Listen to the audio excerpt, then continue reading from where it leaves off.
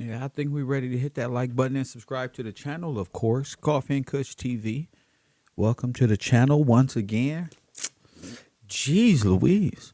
What a lovely Saturday to take off and enjoy the nice YouTube content that everybody's making out there. It's been a great time.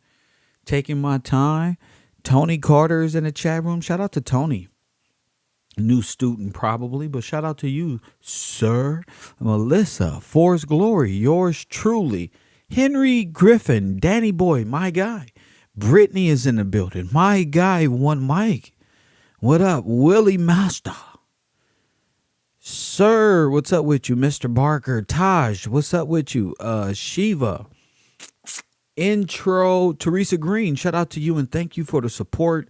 Amanda, thank you for posting my links all of the time. You and Brittany does such a great job at that.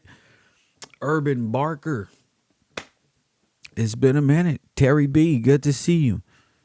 Lord have mercy. Rich Porter, yo Kev, been watching a long time. Shout out to you, sir. Shout out to you. I told you this corporate game. This ain't no damn, and this ain't no YouTube page. I'm trying to tell you. You better come on in and take a seat. Dizzle Entertainment. What's up, champion? Henry Griffin. Let me see. Brian King, what up with you? Sir. Lord have mercy. Did you guys see the response? A lot of y'all didn't even know who Steven Crowder was. Hell, I didn't. I ain't gonna lie to you. I don't know how, but the recommendations and the videos that come out, I'm like, damn. How do they know what to send? So they did. The Daily Wire put out a response to Mr. Crowder where they explained themselves. Oh my goodness. They explained themselves and I've heard a little bit of it, like the beginning. You know me, I like to watch it with you guys. So that's what we're going to be doing for the next hour, having this conversation about how these major corporations are actually backing these YouTube pages you thought was actually free speech and anti-big tech and anti-big pharma and I think people are missing the main point into what was being said and done. Press, yeah.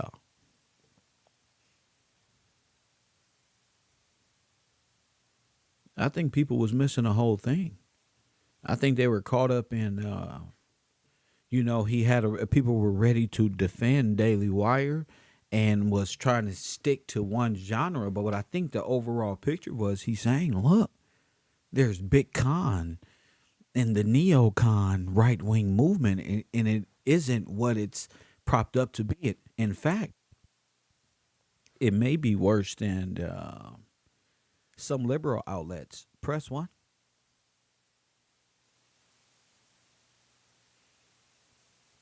It may be worse than all liberal outlets talking about slave deals.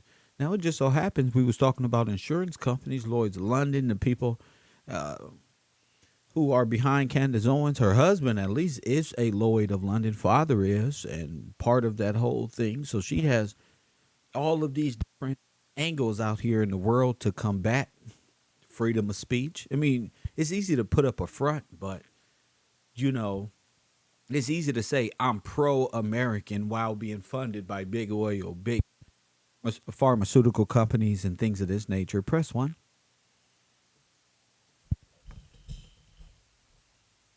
That's easy. All you got to do is get a nice black person. And then you can throw a little white supremacy in there at the same time. So it gave me another perspective other than the Lloyds of London, who's also funding this fake slavery story,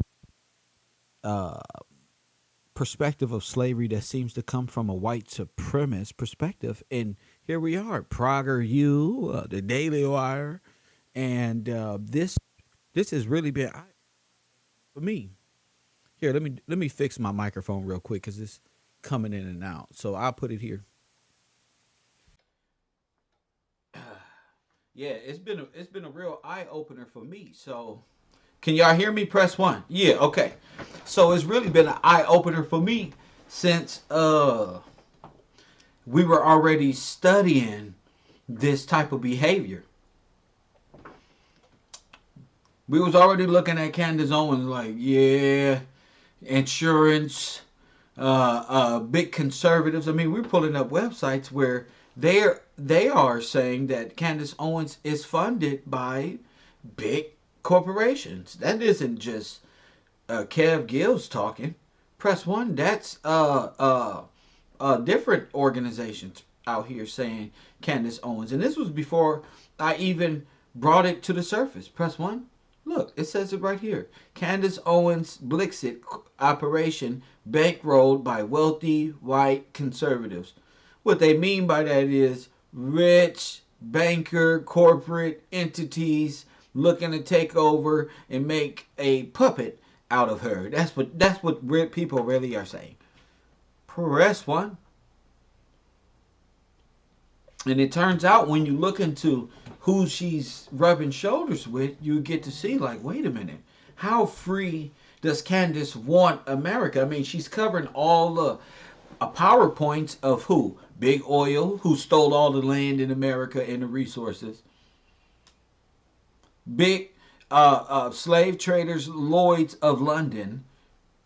Press one. So she's speaking for those insurance and offshore bankers, because she's in finance, of course, and setting up her own digital bank, which went under. Press one. Which went under. I did my research. That motherfucking tank.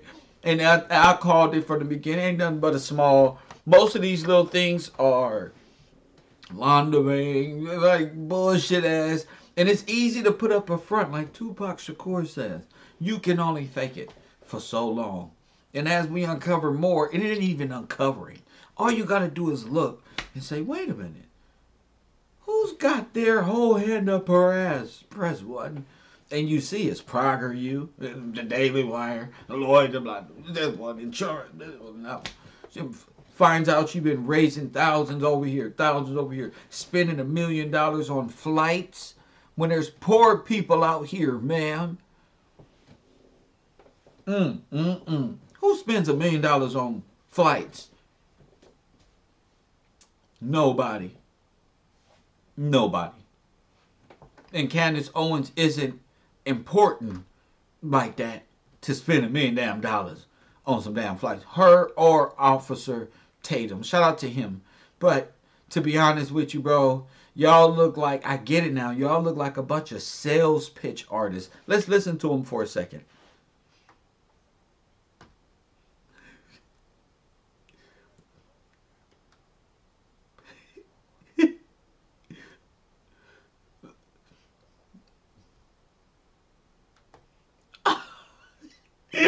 These motherfuckers treat politics like, we stand. We stand. We stand.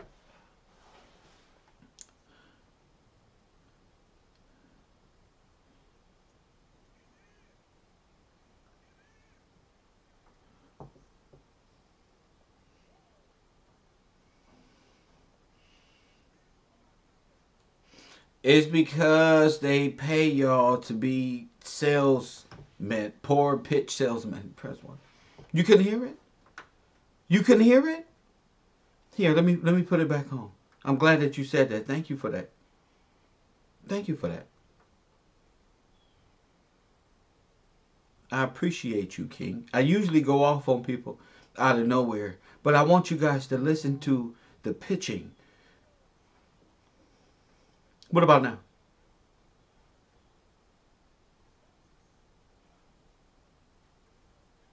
All right, cool. Okay, cool. But you can at least see them. You can at least see them good, because they probably give me a strike. They probably waiting to strike my dumb ass right now. Give them a strike. I get copyright strikes on the chin, so they wouldn't even offer me a contract for 30, 40, 50 million fucking dollar. Press one. They send contracts to him. They send contracts to him. And we say it together on one accord with all that energy, I think things are moving in the heavens. They're moving in the atmosphere. People are changing. I really believe that. I'm gonna give it a shout out to our kids right over here for our after school program. Y'all give them a round of applause. Okay. Y'all wave your hands right over here. Look at them. Thank you, Brittany. That's the future of America right there. Thank you, Brittany. But what I want to do is show you guys that it's always sales pitch. They always like these guys remind me of people you go on a sales team with. Y'all go on a vacation, maybe for a Verizon corporate, or maybe one of these little travel fake pyramid schemes. Hey, let's all go on vacation. The Bank of America to the Bahamas. But they all sound like little poor pitch trying to hype up Press One. And I get it now because I was watching mediocre tutorials and Pearly Things asked him. She say, what you do before this? He said, I was in insurance for Nationwide. I said, oh shit, Press One. I said, oh shit, these are insurance people selling you anything ready to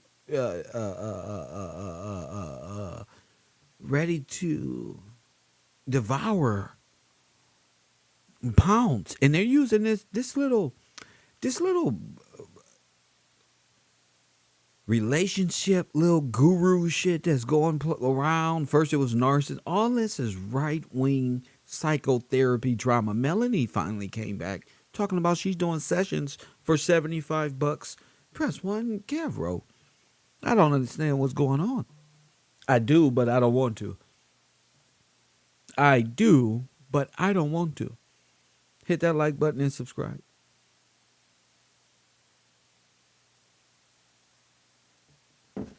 I do, but I don't want to. So I say, oh, okay. I'm going to take a listen to the response. I'm going to be fair as I can. And I need the audience help, at least my class, and helping me determine, is this a 360 deal? Is this contract valid? Is it a slave deal? Is Candice Owens and Officer Tate, Press One, 2 slaves on a ship? Press One. 2 slaves on a ship. And it reminds me of insurance again. It reminds me of just insurance. So I see Candice Owens. This is what I'm trying to determine. Is the Daily Wire, which is affiliated with Ben Shapiro, funny looking, so are they really slave traders? Press One. Are they really 360 rap slave deals? And we need to be able to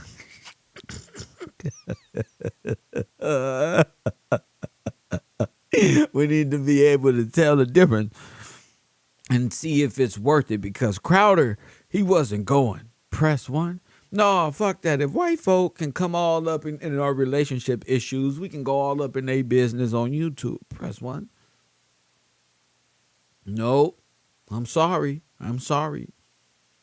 Y'all prancing pearly things around this mug. Kev is making his way in. Hit the like button and subscribe to the channel if you haven't already. But I'm going to be fair. But I am going to critique the contract. Because whenever companies respond like, no, and I see the blitz of employees from this company, blitz blitz people, I really don't like corporations who blitz with employees. Press One. All of them. Candice Owens, Officer Tate. I'm not saying he's an employee, but he's definitely affiliated with some of them. The Shapiro, they all dogging him. So I say, yeah, there's all the signs of a weak ass fucking scoundrels. Press One. Every corporation or company I ever worked at that ever had a blitz of him. No, that ain't true. All the fucking managers come out. They're supposed to. They're supposed to. I mean, if I was Candice Owens, I wouldn't want to be seen as a slave deal and Tatum, and people get a chance to get a whiff, if anything, of how things might work with these advertising and corporate firms that's out here financed by big business, of course, big tech, big oil, of course.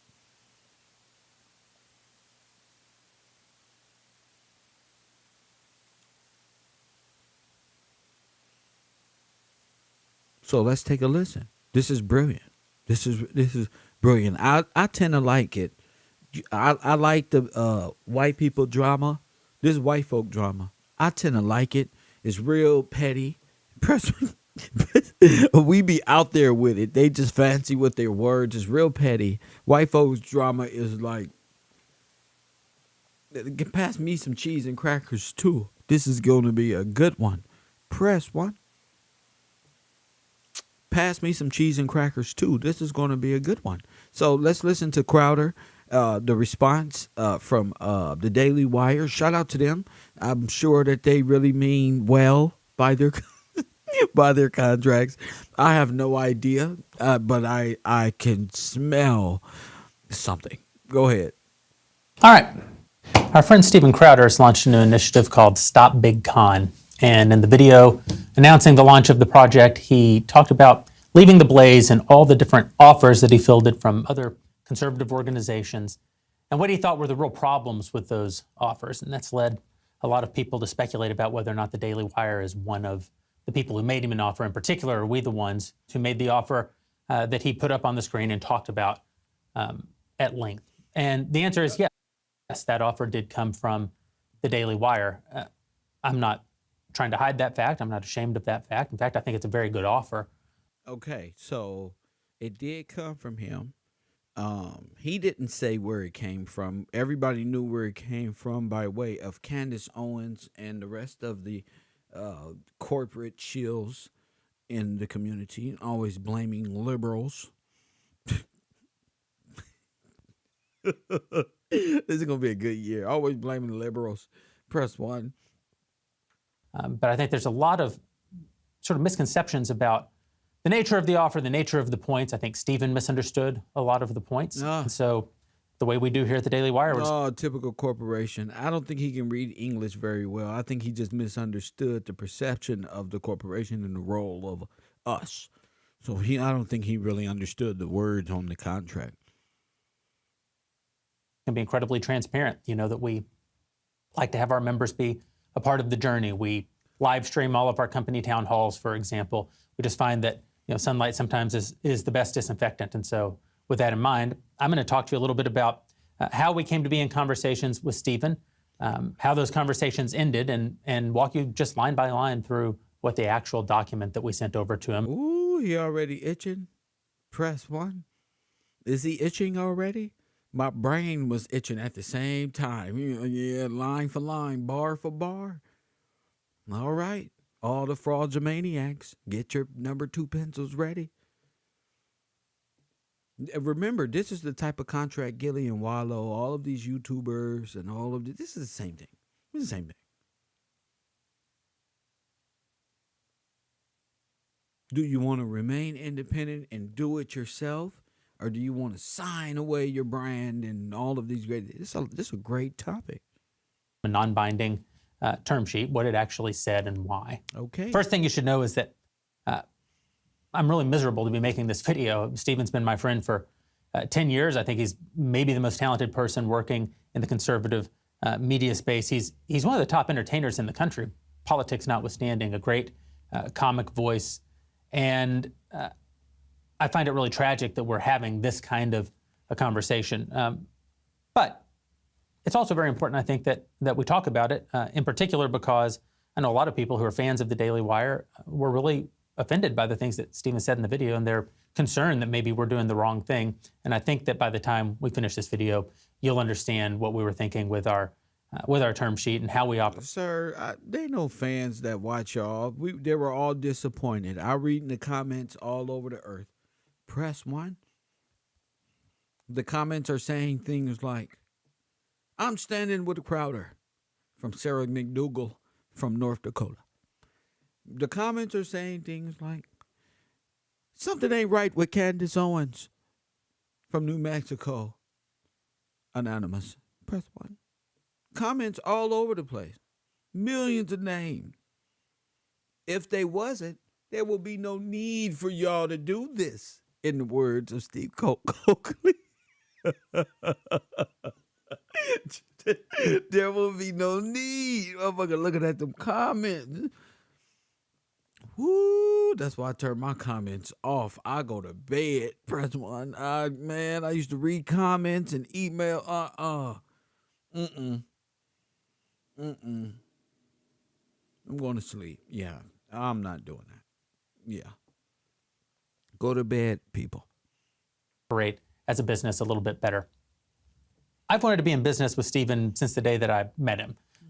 Ben and I tried to do some even movie deals with Stephen before there was CRTV and before there was a Daily Wire. For that entire time, we've talked at length at various times about getting together and doing things. Of course, for most of that time, he's been under contract, first at CRTV and then at the Blaze.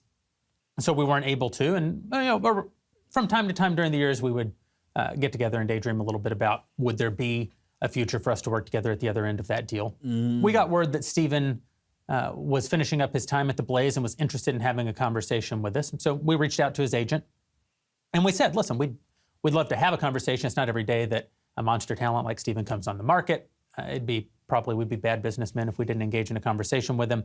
We weren't sure at that time if there was a deal to be had. I mean, for one thing, we're friends with Glenn, we're friends with Tyler, we're friends with all the guys at the Blaze. Oh my goodness. Oh, before we even get to the topic, why do we have to talk so much? The fact that you guys move your lips so much is already annoying to the viewer.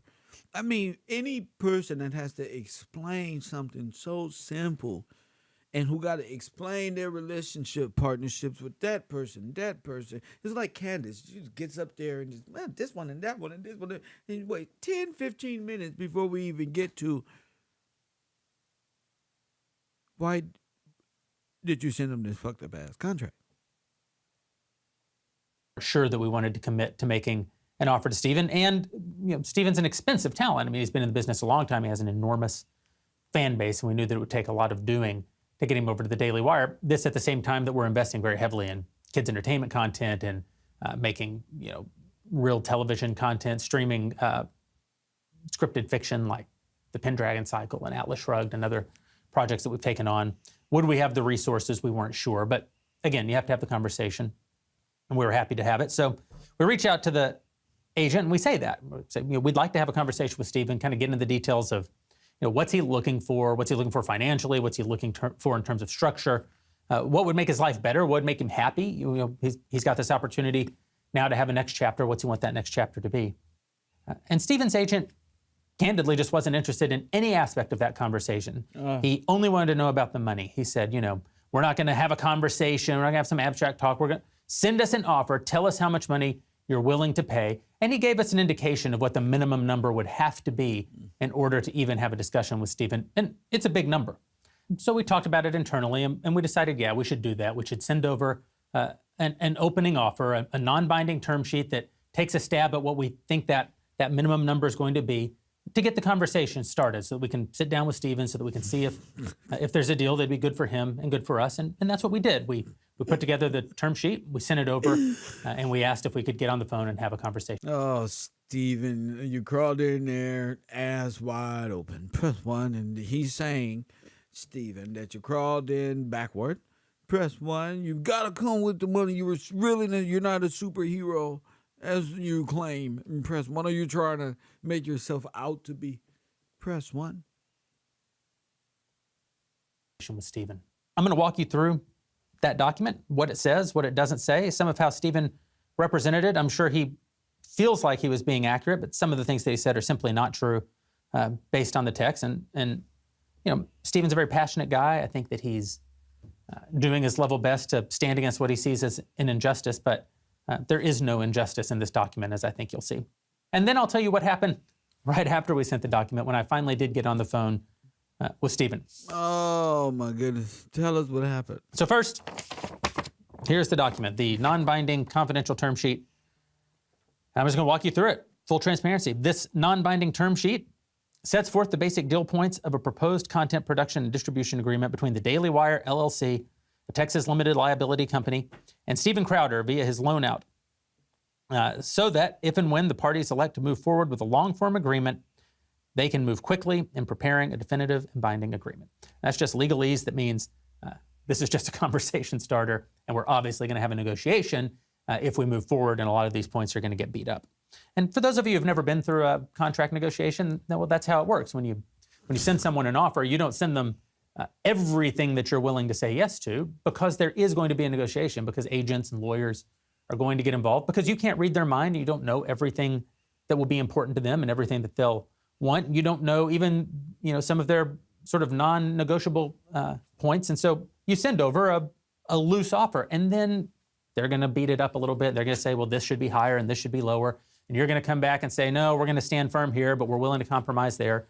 And over time, you either get to a deal or you don't get to a deal. But that's how a good faith negotiation. Okay, we heard your political raccoon, Candice Owens, come out and say it. Let's go.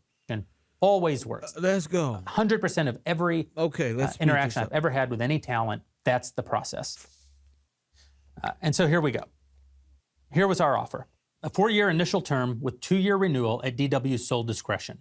That just means Steven's going to work for DW for 4 years. And if it's going really well, DW can retain him for an additional 2 years. 2, the fee. And remember, this is the minimum number that we thought would get the conversation started with Steven.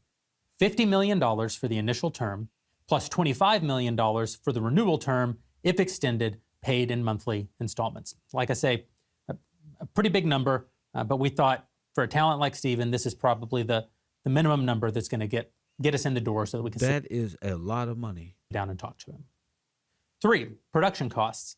This is important. We've never made a deal quite like the offer that we put in front of Steven, because what are you're going to give him $50 million for what? Steven, because it seems Steven doesn't want to be used. He wants to maintain his branding. He don't want to be obligated for a few things. Let's go. Very independent guy. I mean, all of our talent have very independent voices. Obviously, we can't tell them what to say. Candice says what she wants, and Jordan Peterson says what he wants. Ben, Michael. But Steven has always built in this protection for himself that he wants to actually produce his content. He doesn't want, most of our guys, they come to the studio and we turn on the cameras. We point the cameras, we point the lights. Boom. You know why? You know why? You know why? Because we've always done it ourselves. We're not the type to sit around and wait on fucking $1 million deals. And as we're sitting there pleading with the universe that we're the shit, press 1. We buying our own equipment. We're figuring out the production side and the business side, because he's not a talent. He's actually a natural. Press 1. And there's a difference between somebody who's a good talker and a great talent and somebody who's a natural at it. There's a difference. And I think that's where these corporations feel, well, they do this to these people who, without this push, would be basic as far as speaking ability and able to maintain an audience and have character to be so huge. And you get with these corporations, they give you 200, 300, 400,000 views. They make sure that you're in rotation. You understand? So if you see that as limelight of YouTube, oh, that's the guy with 400,000 subscribers and 1 million. I did it in a year, when really you're just affiliated with these people. Then it's not authentic. It's not real. And those people and that super chat and all of that, that goes back to, never mind, we'll get to it. Steven likes to do that with his own team to just make doubly sure that no one's interfering with his content, not that we would. And so we anticipated that, and we said, Crowder will bear the burden of production, including all costs associated therewith, on all the content contemplated herein, except on the quarterly and annual content contemplated below. We'll get to that part a little bit later. It's kind of a novel concept. You said we're taking on the quality of the production will be as good as or better than his currently existing content. This just, again, Steven's going to produce his own content. It has to be as good as the stuff that Steven's audience has come to expect from him, and that'll come out of the $50 million. So it's not like all of that $50 million goes right in Steven's pocket. He's going to use some of it to pay for that Steven's audience has come to expect from him, and that'll come out of the $50 million. So it's not like all of that $50 million contemplated below. Well, Steven likes to do that with his own team to just make doubly sure that no one's interfering with his content. Not that we would, and so we anticipated that, and we said Crowder will bear the burden of production, including all costs associated therewith, on all the content contemplated herein, except on the quarterly and annual content contemplated below. We'll get to that part a little bit later. It's kind of a novel concept. The quality of the production will be as good as or better than his currently existing content. This just, again, Steven's going to produce his own content. It has to be as good as the stuff that Steven's audience has come to expect from him, and that'll come out of the $50 million. So it's not like all of that $50 million goes right in Steven's pocket. He's going to use some of it to pay for producers and studio space and camera equipment and operators and lights, just like we're going to use some of the money that we make to pay for the infrastructure and the technology. And I'm not using none of that to pay for nothing. Press one. I'm finna buy me some 4K videos and get these females on the show. Press one. Hell no, I'm gonna find a producer out there. I'm gonna go find some intern. I'm gonna go right into what is supposed to go. Producer. Nigga, please, if you don't hit this button right here, press one. Y'all not finna rock nation me. Press how much was this one? Oh, the producer came from us. That was $650,000. Oh no, I could what? I'm finna train up Amanda in the chat room. Fuck that. Press one. Amanda, you want to be the producer of my show? You want to intern for a year, make a few $100 extra as you learn and progress? But what the fuck is wrong with these people? Press one. Brittany, anybody know how to produce? I'm not going. I'm finna get on Fiverr or something. Marketing and the legal and all the other parts that go into making a successful business. Revenue collection that says we'll have the exclusive right to realize revenue in connection with all of his content and brand. We're paying you this guaranteed significant amount of money, $50 million. And for that, one of the things we're buying is the content, but we're also buying the right to monetize the content so that we can have a chance of making some money and not just spending money. What is the content? First, we broke this into daily, monthly, quarterly, and annual content. The daily content is going to be very obvious to you.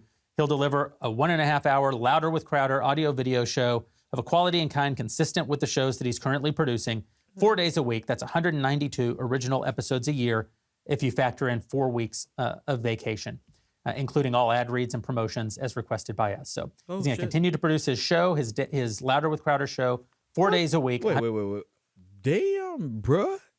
Crowder, bruh. 192 times a year. And that'll include us being able to put ads in it and promotions in it. They'll be filmed in studio daily, Monday through Thursday. At least 1 hour of them will be outside the paywall. That's much how Steven already operates. I think I'm getting on my bed to do this. Bruh, sometimes you don't want to go to that's why he was tripping. He said, what if you don't want to go to the studio? You gonna find me what? That's why. That's why. All of his objections are things that he does naturally.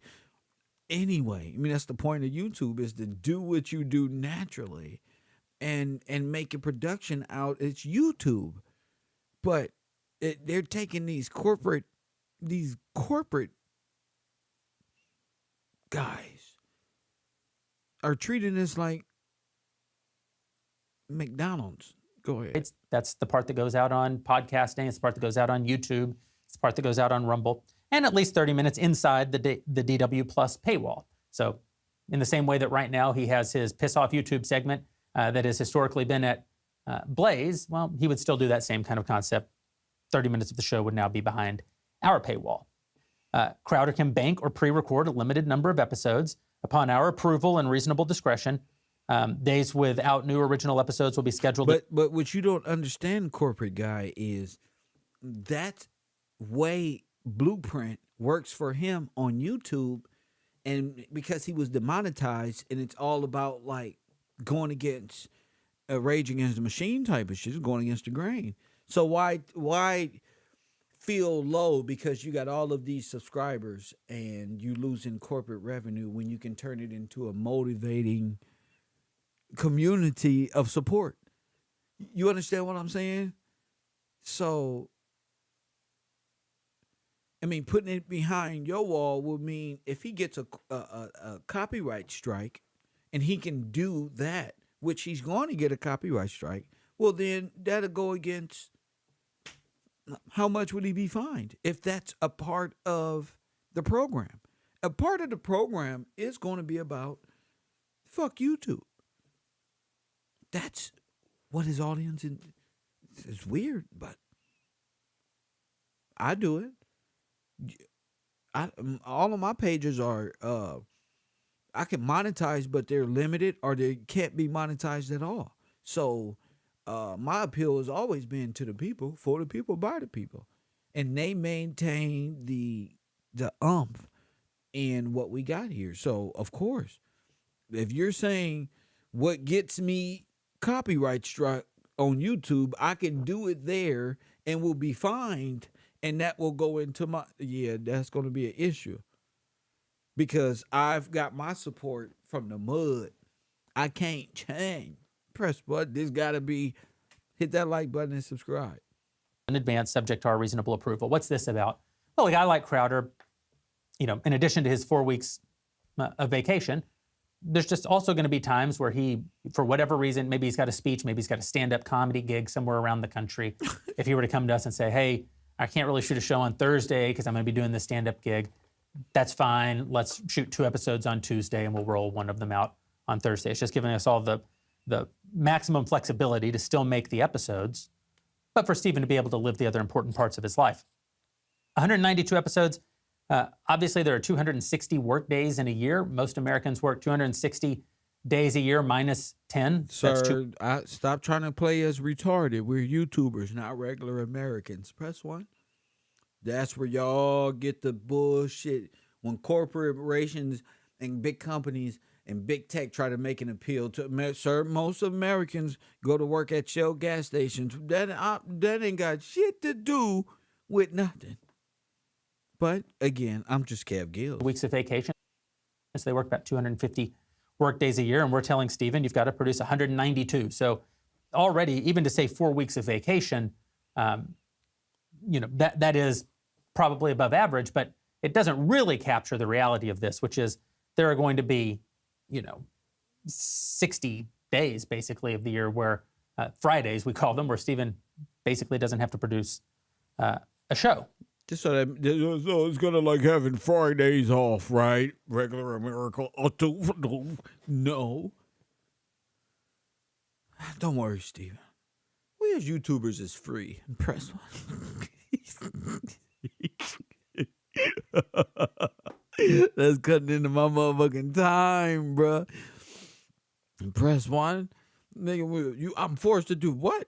Nah, bro, I used to just roll out of bed, bro, take a quick shower and get, you motherfuckers.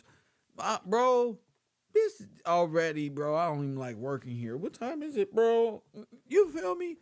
Like, we in and out. I got a 2-hour podcast, First Thing Coffee and Kush, every morning, right here on KevRow University, Channel 54, of course. And we got the university.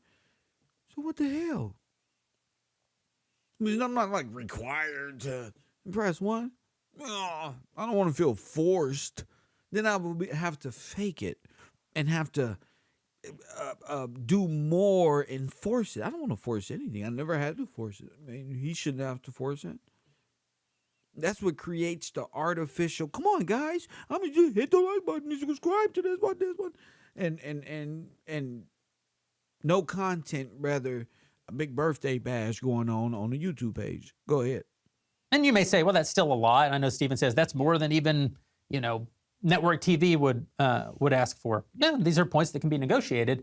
I still think most people feel like, if you're only working 4 days a week, and you get 4 weeks off every year, and you can pre-schedule even additional time to be traveling by banking episodes, you would at least say, you may think, well, he needed to negotiate that and get it down to 170 or something. Sure, I thought he would, but it's certainly not unfair to expect someone that is I thought he would. You know, negotiation.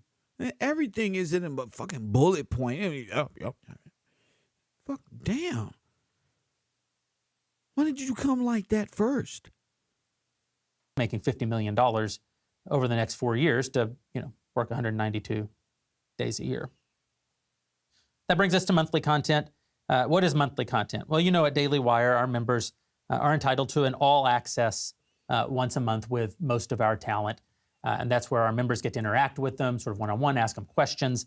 So we're saying once a month, he would have to do a 90-minute all access and any promotions and ad reads that would go in that. Right now, there are no ad reads in all access. But again, you're giving yourself, it's a 4, possibly 6-year deal. You're giving yourself a little latitude for things to change. Quarterly content. You mean question and answer? You pick my brain or something? And what's the Q&A? I don't know. We asked that Stephen would produce one major promo video and photo shoot coordinated by us for his content at the company. We would want him to 4 times a year come in and make a very well-produced promo, that gives us marketing assets to be able to go out and sell subscriptions, sell Mug Club, sell all my shit. Any merch that we were doing with him, sell the entire idea. Yeah, because Candice Owens merch doesn't do anything. Nobody wants to be walking around with a Candice Owens mug. Press 1. It doesn't it's not attached to your heart that way. Plus, and one backstage episode a quarter or other major live event and VIP experience. So, and annual content. This was a new concept. We said that Stephen would do one feature-length entertainment special. That's like a stand-up comedy special. And that Stephen would do one feature-length political special. And that's like a documentary, like What is a Woman? This is something we're doing with all of our talent now. You saw it first with What is a Woman with Matt. Then in addition to his daily show, he brought us this amazing documentary. You saw it with Candice with Greatest Lie Ever Sold. Oh, wait a minute. Oh, no. We also saw... we also see every damn thing. Press 1. This is why Candice Owens was making those videos about slavery. Press 1. That's why they produce these videos. You're required to do this. So you can start a whole conservative movement behind a required contract. So you can have me just say, we get you to tell about history and read the teleprompter like they did. Excuse me, Candice Owens. Press 1.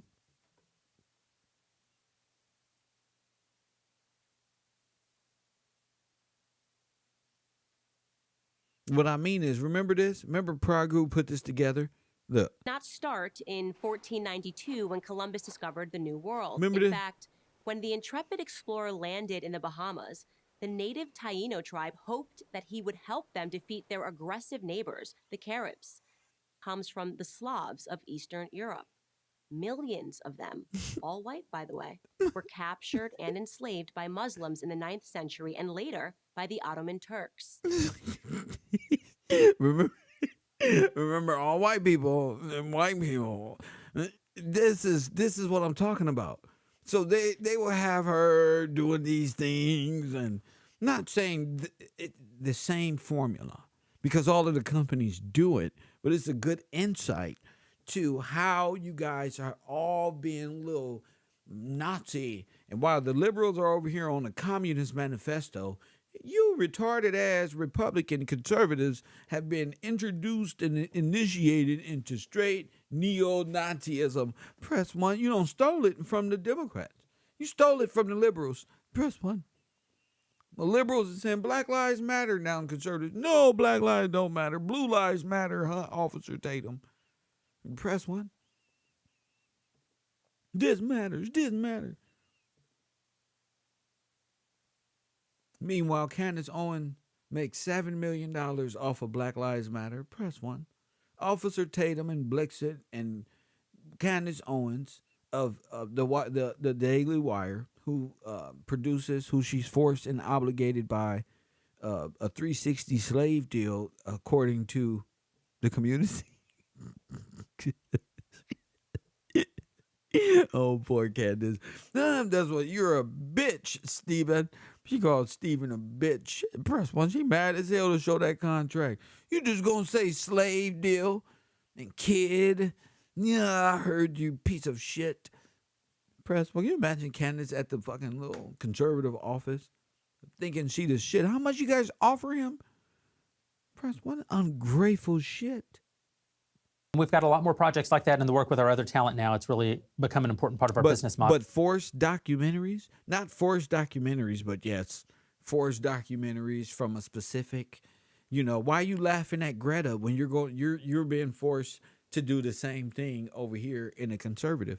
How are you saying you conservative, you're against big oil and big insurance and against big pharma and against big one, and your husband is Lloyd of London, the biggest insurance enslavers of all time, and your business partners here, they have 360 slave deals.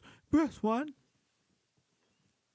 So if you are who you hang out with, as I was told, hanging in the streets of Los Angeles by LAPD, you are who you hang out with. He's a gangbanger. He's a gangbanger. He's a gangbanger. And why do you think you're against the wall, young man, with your hands up, even though you don't have anything? Well, what should that tell you? You shouldn't be hanging with them because he got a gun. He got a gun and drugs. We know him. Press one. I think you should take on that advice. Here's the key, though. He doesn't have to pay for that out of his $50 million over the next. No, because I'm going to do it for you. I might not even have those political views. But I'm obligated by contract to do this. If not, again, another fine. The only thing I want to know is why all my fines coming at shit I do naturally. Press one. This almost feel like control to us. Press one. We don't want to feel like we'll just appeal to the people and do our own thing.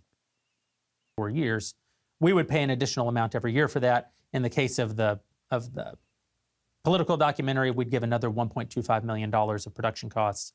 In the case of the entertainment, depends on how it breaks down, but we'd give between five. Well, how would you give that of production costs when you're doing it? So are you charging him? Are you going to charge him for those production costs of using studio equipment? What are you guys doing? $100,000 and $2.5 million more dollars. So, you're talking about just this is more than 8 figures over the 4 years, in addition to the 50 over the next 4 years. And then E, additional Crowder content. What is this? I don't know, but presumably over the next 4 to 6 years, we might come up with other things that either he wants to do or we want to do. So we built a sort of catch-all bucket. If we and Crowder mutually agree to create a catch-all bucket, additional content. So we created a catch-all bucket. Yeah, I bet your ass did create a catch-all bucket. What do you mean catch-all bucket? Hilarious. Not currently contemplated, then we'd pay him $15,000 a day for that shoot. And again, a lot of that would be days he was already shooting, so that's just a little extra money in his pocket if we do something extra. Yes. Item 6, the back catalog. Crowder will license his entire back catalog, including without limitation every past episode of Louder with Crowder, to us during the term. That just means that all the episodes that already exist would also be behind our paywall during the term. At the end of the term, all of that content that we didn't actually pay for would revert to Crowder at the end of the term. But we would have it in the meantime. 7, ad reads and promo reads. DW will have the exclusive right to sell ads on the Crowder content on all platforms, channels, websites, apps, widgets, pages, and lists owned, branded, or controlled by us, and on any Crowder-owned or controlled social channels, email lists, websites, etc., including louderwithcrowder.com. And it says remuneration for that is included in the fee. So what does this mean? Well, this is just how are we going to make, first, that at least bare minimum $50 million, and if you count the other things we were talking about, 60 plus million, plus we knew he was going to negotiate, so you're probably talking about 70, 75 million, plus infrastructure, plus marketing, at least $100 million we would have ended up spending over the next 4 years. Well, how are we going to pay for all of that? Well, one way is we're going to sell ads on all this content. And you know this. There we go. Verse 1. Boy, these advertising firms is getting creative. Jeez. This is how we handle all of our shows. He has to, item B, Crowder will read the ad copy and promos as requested by us, though he'll have certain rights to disapprove of some ad sponsors for various reasons, right? He can disapprove of like 10% of the ones we bring him. He can disapprove if he owns equity in a direct competitor of one of the advertisers that we bring him.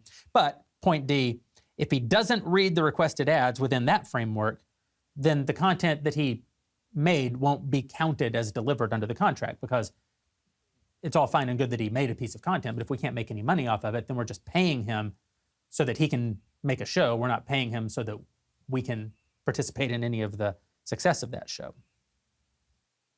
8, ownership. This is a very important point. Daily Wire will own all of the content created herein and will own all of the DW created channels and brands created by us during the term. And to be clear, we can exploit those channels, brands, and content in perpetuity at our sole discretion. What does this mean? Well, it means just like all of the back catalog that Crowder would have been bringing over, we would have a license to have that all over at Daily Wire Plus during the 4 to 6 years that Crowder was here. But at the end of that 4 to 6 years, he would take all that content with him.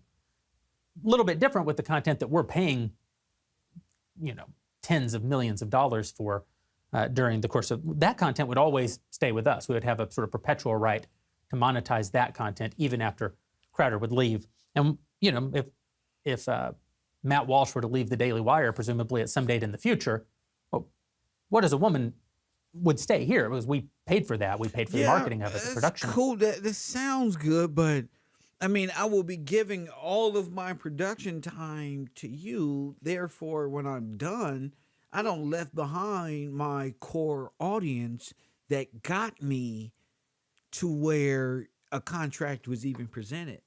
So do I sell my people out and go, you understand what I'm saying? Why? That's a lot for somebody who's self-made.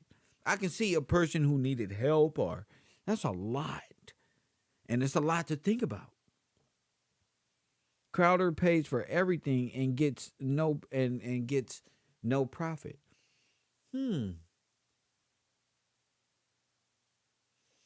He has to receive some profit. He has to make a living out of podcasting somehow, some way. Shout out to David Knox. But, I mean, that's easy to say, but he has to be making a living. He has to be making some profit to be even offered anything and to even turn down $50 million. You have to be somewhere turning profits, somewhere, and paying for everything yourself. You mean like production costs of a YouTube channel?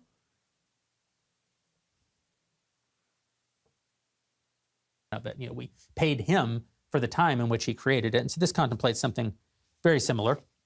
We would still have the right to the things that we make. As far as channels and brands, I'll get to that in just a minute because it's addressed more deeply as we go. Adaptation rights. All this says is that anything that Crowder says on any of this content, we can adapt it down into written content and put it up at dailywire.com. So, we already do a lot of this. You transcribe something that Ben says, you transcribe something that Michael Knowles says, and we can put that out as an article. They don't actually have to do the work of rewriting their thoughts. 10, additional DW rights, merch rights. It says DW will maintain the exclusive right to create and sell Crowder and Crowder content branded merchandise, and the remuneration for that's already included in the fee. So one of the ways that we can make money, put ads in a show. One of the ways that we can make money, sell subscriptions around his content. One of the ways that we can make money is be responsible for his merch. Now that would mean that we have to pay for the creation of the merch, pay for the marketing of the merch, but we would own the upside. Email list. Even though, never mind. I mean, DW will maintain the exclusive right to manage, grow, and monetize all Crowder email lists during the term. We have an enormous team here at the Daily Wire, and some of them full-time think about email.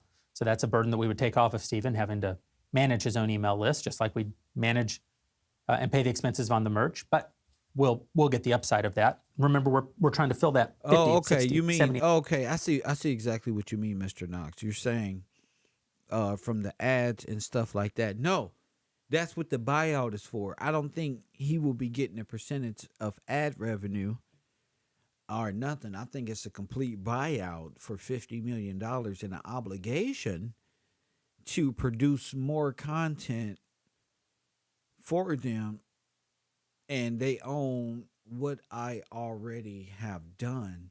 I think all that comes into somebody, even myself, even me. I'm like, okay, well, I don't have $50 million, and that's a lot of money, and I don't really mind coming in 192 days because it's 365 in a year. Like, I see that, but the freedom that I do have is not. It makes me look at $50 million like, yeah, but the freedom that I have, and the ownership of saying I created it, this is something else. And, I see what Crowder's like, shit, $50 million, that's cool, but y'all need to be talking 80, 90, 120, 130. Like, I know exactly, like, this is my brand, it's my mud club, this is all of my brands at one time. That's like Coffee and Kush, KevRow Sports, Kevin G, this one, and we take all that, and here's $50 million, and I'm like, not anywhere close to $1 million would be like, I should be like, fuck yeah, I signed the deal, y'all, I made it, right? Like, nah, I shouldn't. 1 second, caller. Well, you gotta really weigh as a person, what's valuable to you. I told you guys, I value my freedom at this point in my life where YouTube is just a blessing. I get up here and do what I do. I don't have to sell out. I can do what I do naturally. Coffee and Kush TV, you on the air. Hey, how you doing, Professor? It's Brian King. What up, champion? Yes, sir. I believe that this is definitely like a 360 contract that they be talking about with the music industry, with the artists and stuff.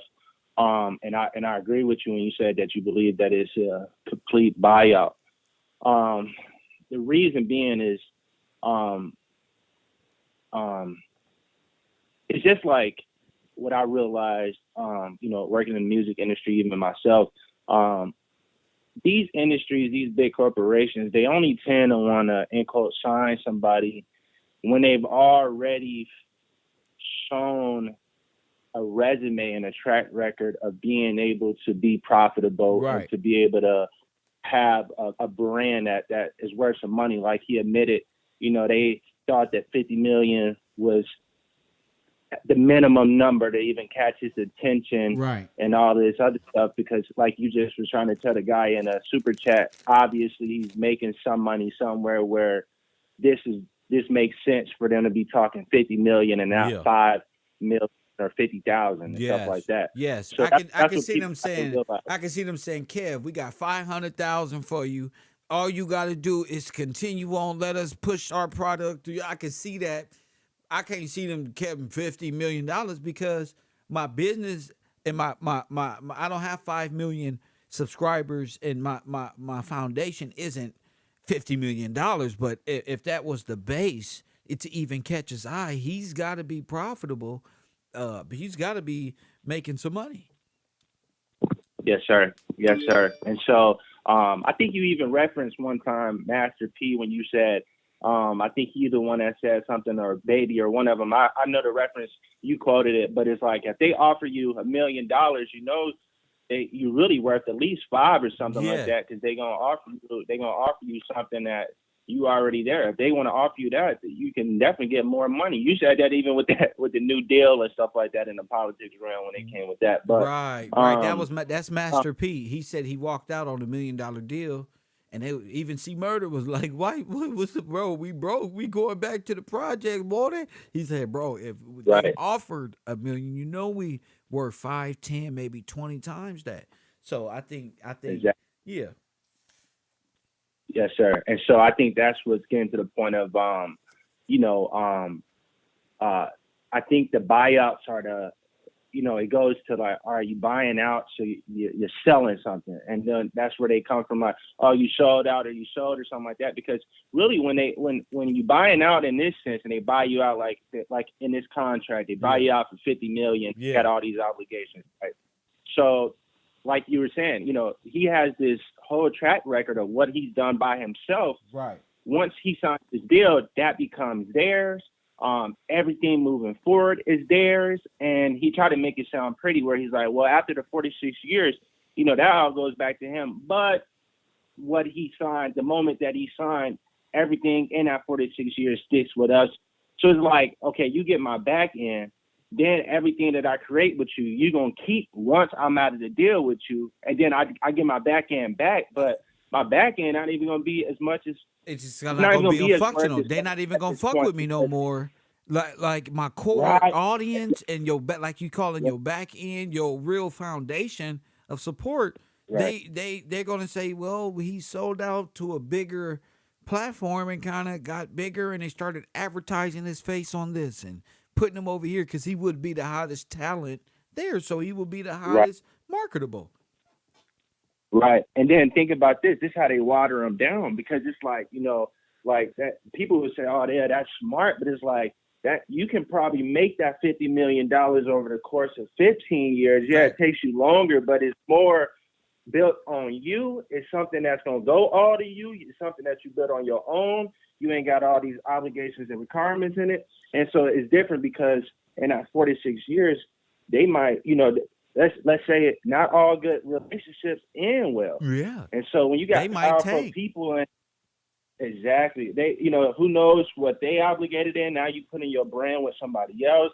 They might tank, they might purposefully. We just learned about what is it called? I think it was ungrateful insurance or something like that. But we just talked about that, where, you know, who knows what they might do in a public eye to tarnish your brand when you come into the end of your contract with them, and you don't want to sign with them again. You don't want to renew for lanes, you know, different things like that. So, yeah. So I think that it definitely sounded like it was just a buyout plan. It sounds like, obviously he was already. Oh, what it sounds like to me is also they try to throw the money in your face. Because of everything that's in the contract, but it's also because they want to control his brand. And I think that his brand was becoming, whatever it is, whatever you got going on, like he said, it's not even about, he said out of his mouth that they kept talking about money, but he's not talking about money. He's pro-America, he's pro, you know, getting the balance out in America and kind of like healing. I'm like, oh, okay. So he really seeing the con game of the old era of neocons, the hawks coming down. He really sees that, in my opinion. You know, I don't know what he really, but in my opinion, outside looking in, is like, damn, he got to be able to see like, oh, I'm organically or naturally like caring about the foundation of conservatism while all they talking about is money. Business and stuff. Like I seen in the video, he said, you know, what he said? He said, you know, they love to throw around it's just business, but when do you ever find somebody saying that is involved in good business? You know, you don't donate $30,000 to a charity and be like, that's good business. It's just business. You only hear people say that when they doing something shiesty. And so, yeah, man, I think that's this contract is definitely one, like he said, one of those contracts you do not want to sign if you're about, you know, truth and just being, you know, this about not having nobody to control your narrative, because that's a lot of money. But when you sitting there listening to that contract, you know, they have a lot of restrictions on you. You know, you have those taxations. You have them saying they're wanting ownership of this, and then he talks about $50 million, but that $50 million he has to use that $50 million for the cost of production and, you know, paying his employees and all this other stuff. So he's pretty much back to being independent. Like, okay, so you're going to sign me, but I got to pay for studio time. I mean, when the studio's right there. You know what I'm saying? It's just like, us as independent people, we know how much 4K camera costs, microphones, studio equipment, and things like that. We have a clear, I have a whole studio with no studio. You get what I'm saying? Like, I don't learn so much about this stuff. I'm like, damn, you know, but I have to learn the business aspect. You know, it's cool. You can create a brand. That's cool. It's catchy. This is the type of shit I want to learn. Like when they approach you with this type of contract. And that's why I find this very appealing in even the conversation we're having with you. Go ahead. Yes, sir. Yes, sir. You know, I'm in this realm just because, like, you know, I'll be honest, man, I actually, you know, I've had businesses myself. Like I said, I was working with artists in the music industry. Right. And so I even had to, like, you know, throughout my journey just in the last couple of years, have to, you know, I was working with an artist just recently, and he, you know, not realizing how to even get money towards his business and stuff. And, you know, so I'm just basically telling you, I hear you when you said this is very intriguing to learn and realize that. I mean, really, also to this story is like people think I'm doing a show, but I'm really like, y'all hear this, right? So this is the approach. This is what you're going to hear if you develop a brand and these other type of offers. So yeah, it's funny and entertaining, and I'm having a ball. But at the same time, I'm glad that you can hear exactly what's being displayed here. Go ahead, champ. Yeah, and it takes it to this point right here where it's people got to. I mean, really, what you're showing is, and I love your platform. What you're showing us and helping us see really is, like you just said. Even in this, what is the guy name who had this podcast? The mug guy, what's his name? Steven Crowder. Crowder. He said how, you know, the Daily Wire and stuff like that. They like to.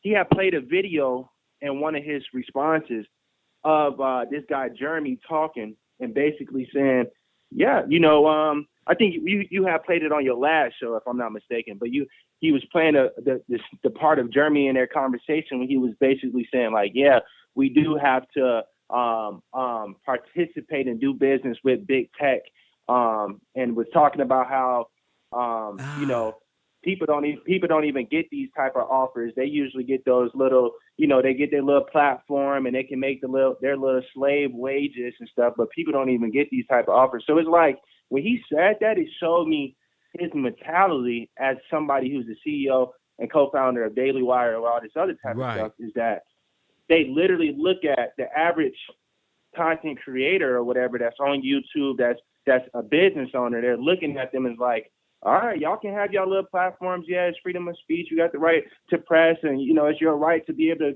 start your own business, your own brand. But he literally used the term slave. You're going to only make slave wages. Okay? And so for me, I knew what he was saying. It's deeper than what he just said. You're going to make these slave wages while we're going to pick and choose who to offer these multi-million-dollar deals to, because we're going to have control. It just shows the structure and, like you said, the powers in these contracts and these media platforms and these corporations is, you know, they really, you know, if they're not they controlling, can use your you whole and not formula your to pocket, bring about a new you and wipe you right out the way. Yeah. Yeah, that's what it looks like. It's like, look, we finna sign you get what I'm saying. You bought and sold. You bought and sold. You bought and sold and used and drained out. Your brand not even gonna be the same once they done with you 9 times out of 10. It's literally not. I truly believe it's just a way to just, they see that they probably, however they do it, is they look at people more at like competition and go be your friend and then get you to be in with them and try to have control. Do a good Q&A with you, learn your method, learn your blueprint, learn exactly your flow. Learn your purpose and why you're doing it. Yes. Yes, your sir. $50 million deal. And then here comes the next Steven Crowder, a young man with muscles looking like Pretty Ricky. And you're like, wait a minute, that's all my shit. Wait a minute. Yeah. Got somebody else coming in, right? Looking just like you. Yeah. What the fuck? And next thing you know, you look around and you're the one in the fucking cubicle. How the fuck did I get here, bro? What the fuck? Yeah. That's how it happens. Yes, 50 million. And you to create another you. It's crazy. Yes, sir.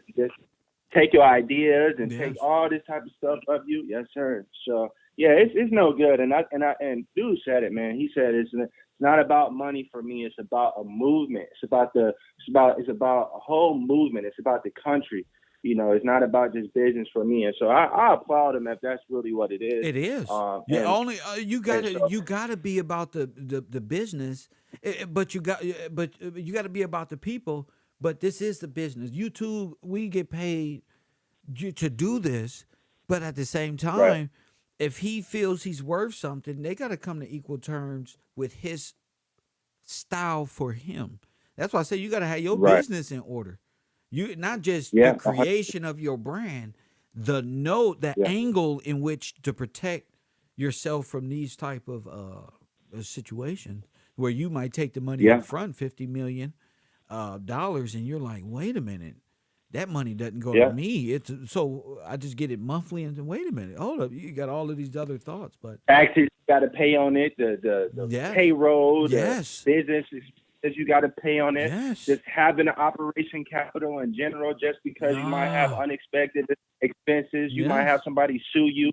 You got to have an attorney. You got to have all these things in a business. It's 100%. And Kev, I'm gonna email you because you said something that really sparked my mind. What's that? I'm actually starting some new business adventures. You said the fraud department, and really, you know, being an investigative journalist, Right. and you can easily get a detective agency through any state. See? You can legally get a detective agency. You can get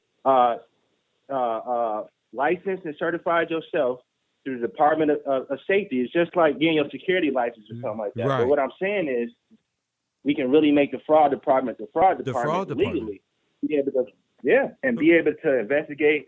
You know, have investigative journalists and literally be able to have a detective agency and make it bigger on a whole nother On level. a whole like nother level. Yeah.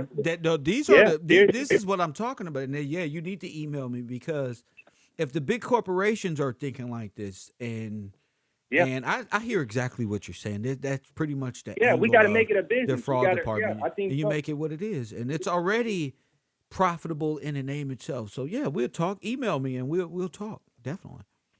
Yes, sir. Because I'm big on that. I Yes. grew up wanting to be a law enforcement officer, and as I learned what law really is and how good God is, I said, "Wow, that's why I wanted to be a law enforcement officer my whole life, not tech, Bingo. code enforcement, through the corporation, but actually God put it in me at a Right. young age to stand for law and I understand what that means. So, Right. and even in the military, you got officers. You feel me? Right. Hit yes, me, sir. hit So me up, bro. I We gonna appreciate chop you. it up. We gonna chop it up for sure. My man. Alrighty. My man. See, not that many. I set out. Look, y'all don't even know this, but I was thinking about this before I even got on the air. I'm just like, you know what? 2023 is here, and time to create these ideas and make them more of a reality. So for him, that means we're equally balanced in our mindsets when it's like watching the show. He's not sitting back saying, "Oh, Kev, I want to be down." That's easy. Kev already down. What more what do you see in this platform that you can attribute and say, we can do this? That's what creates what they do on another level. That's what creates communities. When you say the Jews got their money circulating, that's because they do things like that. Press one, they go in business and think tank and conference with each other about, because you got a guy here, Kevin, who's so historical, so funny, so this one, and I'm talking in third person. Press one. So this one and this one. How can we utilize this to present more truth? He goes, well, we do that, but we like the Colombo. So, KevRow, we got the GBI network. Press one. But he's absolutely right. Investigative journalism. And I've been saying that for the last 2 or 3 weeks. We like on some Colombo stuff. But back to the contract. Because you got to know this is how you're going to get approached. You started a company or a YouTube brand and it begins to gain traction. That's why it's a must that you watch your money, you learn money, you start diving into like, okay, so, and you start projecting, you start setting goals, because the people watching you, they are doing it already. Yeah, they already see something in you don't even see in yourself. So when you get offered something, your whole world might, not knowing you already on task for doing 50, 60, 70% of that anyway. So that's probably a crowd that realizes, like, you're not finna buy brand me. I work too hard. You gotta give me, nigga, a hell of the 50 million. Shit, what's that, a signing bonus? Like a $25 million signing bonus or something? I'm playing the NFL. If I'm waking up with 5 million subscribers and a base like Mr. Crowder, I'm laughing at contracts like, what? I'm like young Dolph. I'm ripping up contracts with my feet on the desk. Press 1, getting back in the bed, watching the first 48. Facts. $100 million hole and to make profit. Once you, if I had a female or a friend of mine, or a guy friend of mine who was in the numbers and knew how much ad revenue and how to link in like this guy right here at LinkedIn, he probably has a LinkedIn. It's on. That's really all you need is the know-how of how this motherfucking generated $50 million in his brain by way of ad revenue. Once you centralize your brain on that, y'all all will be little YouTubers by then. You look at them numbers like, wait a minute. These are what the advertising firms know. Advertising marketers. And the profit gets poured back in so that we can pay for all the infrastructure, all the technology, and all the other ways that we're You don't that we're fighting create the fight. technology. Social media management. You really want profit. This one was something that Stephen seemed particularly aggravated by in his video, although I don't understand why. It says DW will have the exclusive right to manage, curate, and monetize his official Facebook, YouTube, Apple Podcasts, Spotify, Snapchat, Rumble, and other social media accounts, excluding his existing personal Twitter and Instagram accounts. So why would we exclude some but not exclude others? Well, we're saying that during the term we have, of course, he puts his podcast. Wait, so I gotta give you my Instagram? He trying to make it, bruh. Wait. Oh, excluding. But YouTube. Wait, let me see.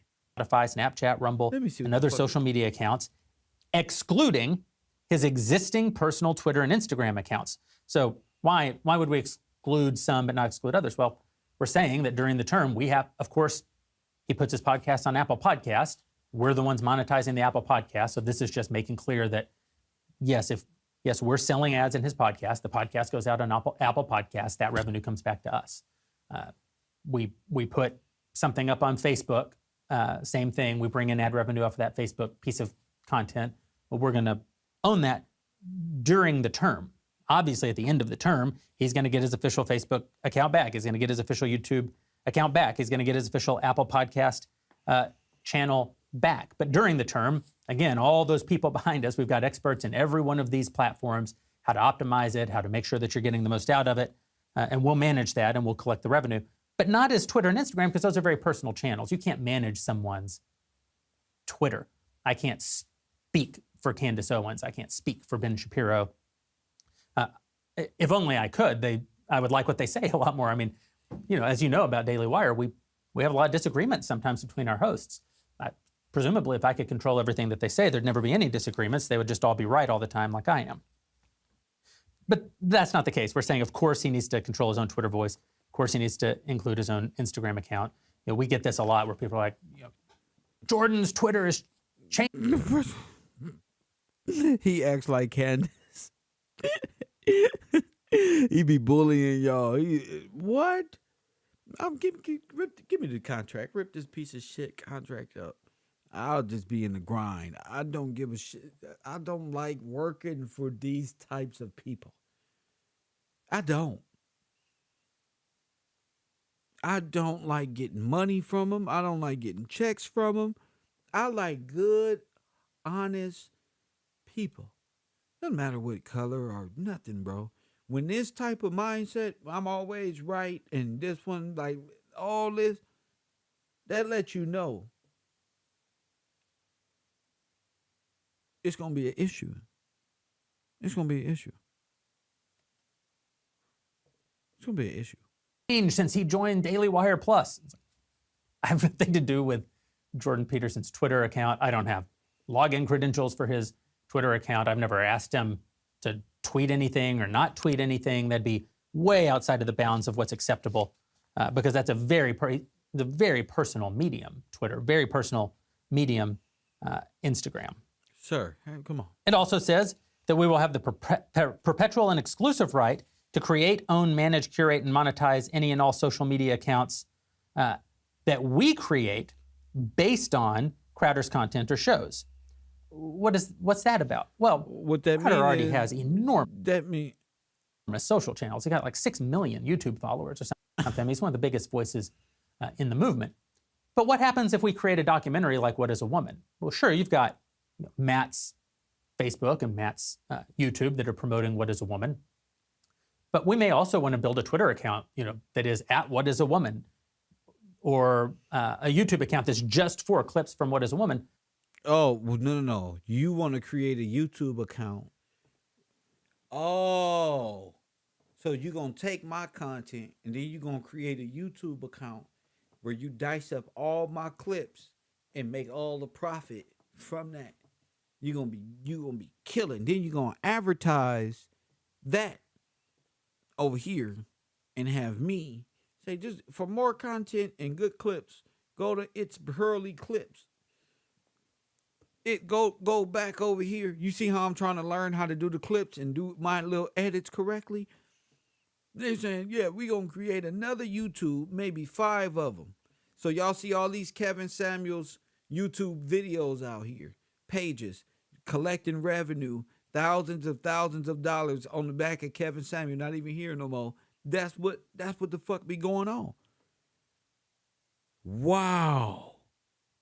You somebody see a Kevin Samuels video with Kevin Samuels clips, these motherfuckers be getting 500,000 views. It's like, they just taking this man content. Yeah. Well, that wouldn't belong to Matt. That would belong to us because What is a Woman belongs to us. And that's what this was meant to say, that all of the stuff that Crowder brings over, that's his, Louder with Crowder and all, his Louder with Crowder accounts, all of that. Well, that's his. We're going to manage it for him during the term. We're going to monetize it during the term. At the end of the term, all of that's going to go back to him. He said that was not what it says in his video that he released, but you can read right here. That's exactly, he gets all of, it's only during the term that we control that. But the things that we make based on the content that we make, well, that belongs to us because the content belongs to us. And so those channels have to belong to us. Those would never match anything like the magnitude of the channels he's created for himself, obviously. 11, exclusivity. Should go without saying, if you're going to pay somebody $50 million, you're going to have exclusivity. They can't go make content for people who compete with you. You don't pay someone to go work for the competition. But there's carve-outs. Of course, he can go do non-regular guest appearances if Tucker wants to have him on. But he can't create content because now he's a competitor, so he can't do his. Oh my goodness! If Fox and Friends wants after we're done with him, he can go back to doing what he was doing. Have him on. If he wants to go do a hit with Glenn Beck or something, he can go do that. He should use good faith efforts to coordinate them with us. And this is important. See, he won't have the right to run any personal subscription or donation effort. He can't have a Patreon or a Locals or any sort of paid fan club while Mug Club is part of DW Plus, right? We're the ones who are going to own subscription revenue during the term. So I think all this is very fair and very obvious to anyone. You wouldn't pay somebody $50 million to then compete with, have them work for your competitor. Damn, that's like,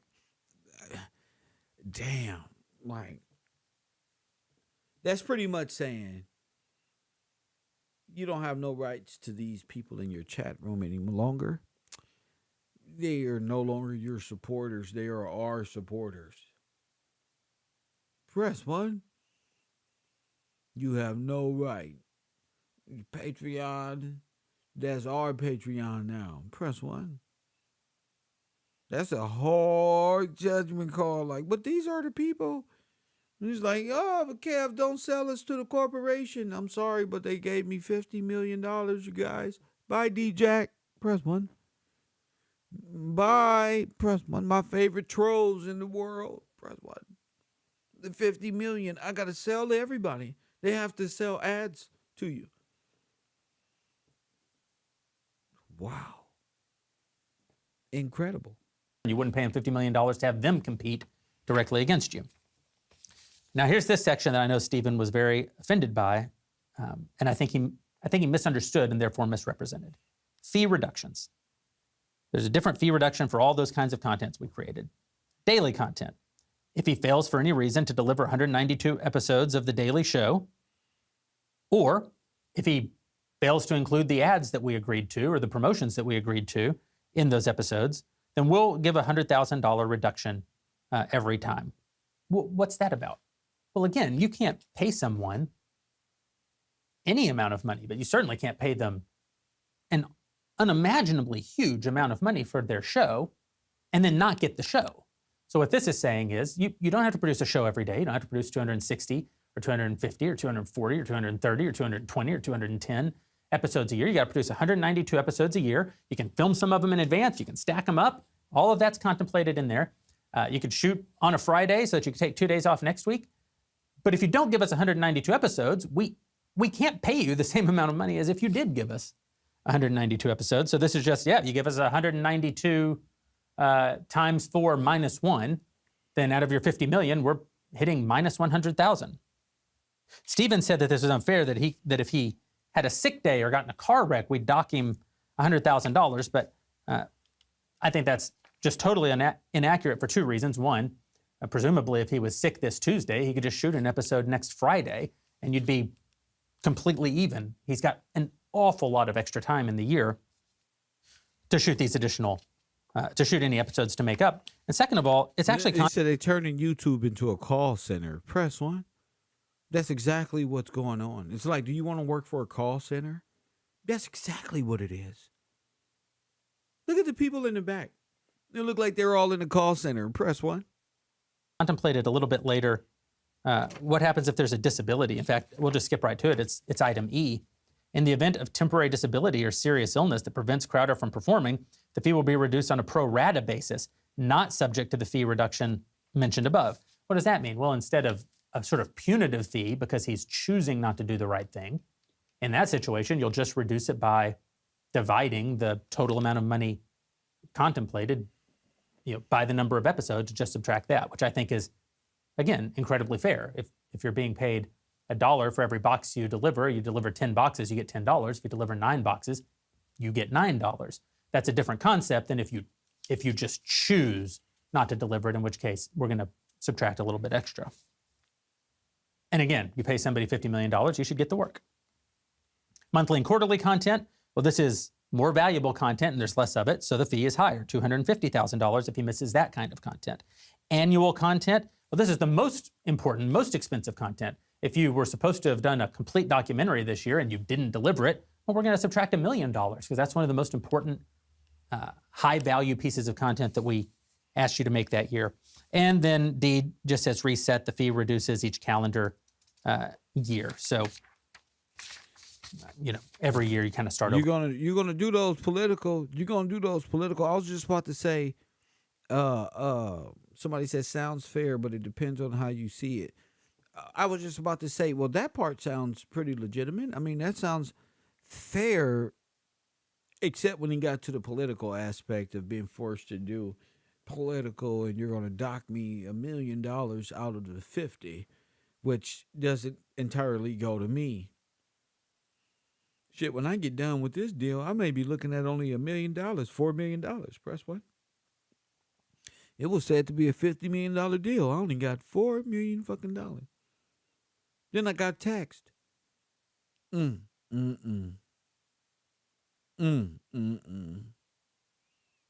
Sounds fair depending on where you look at it.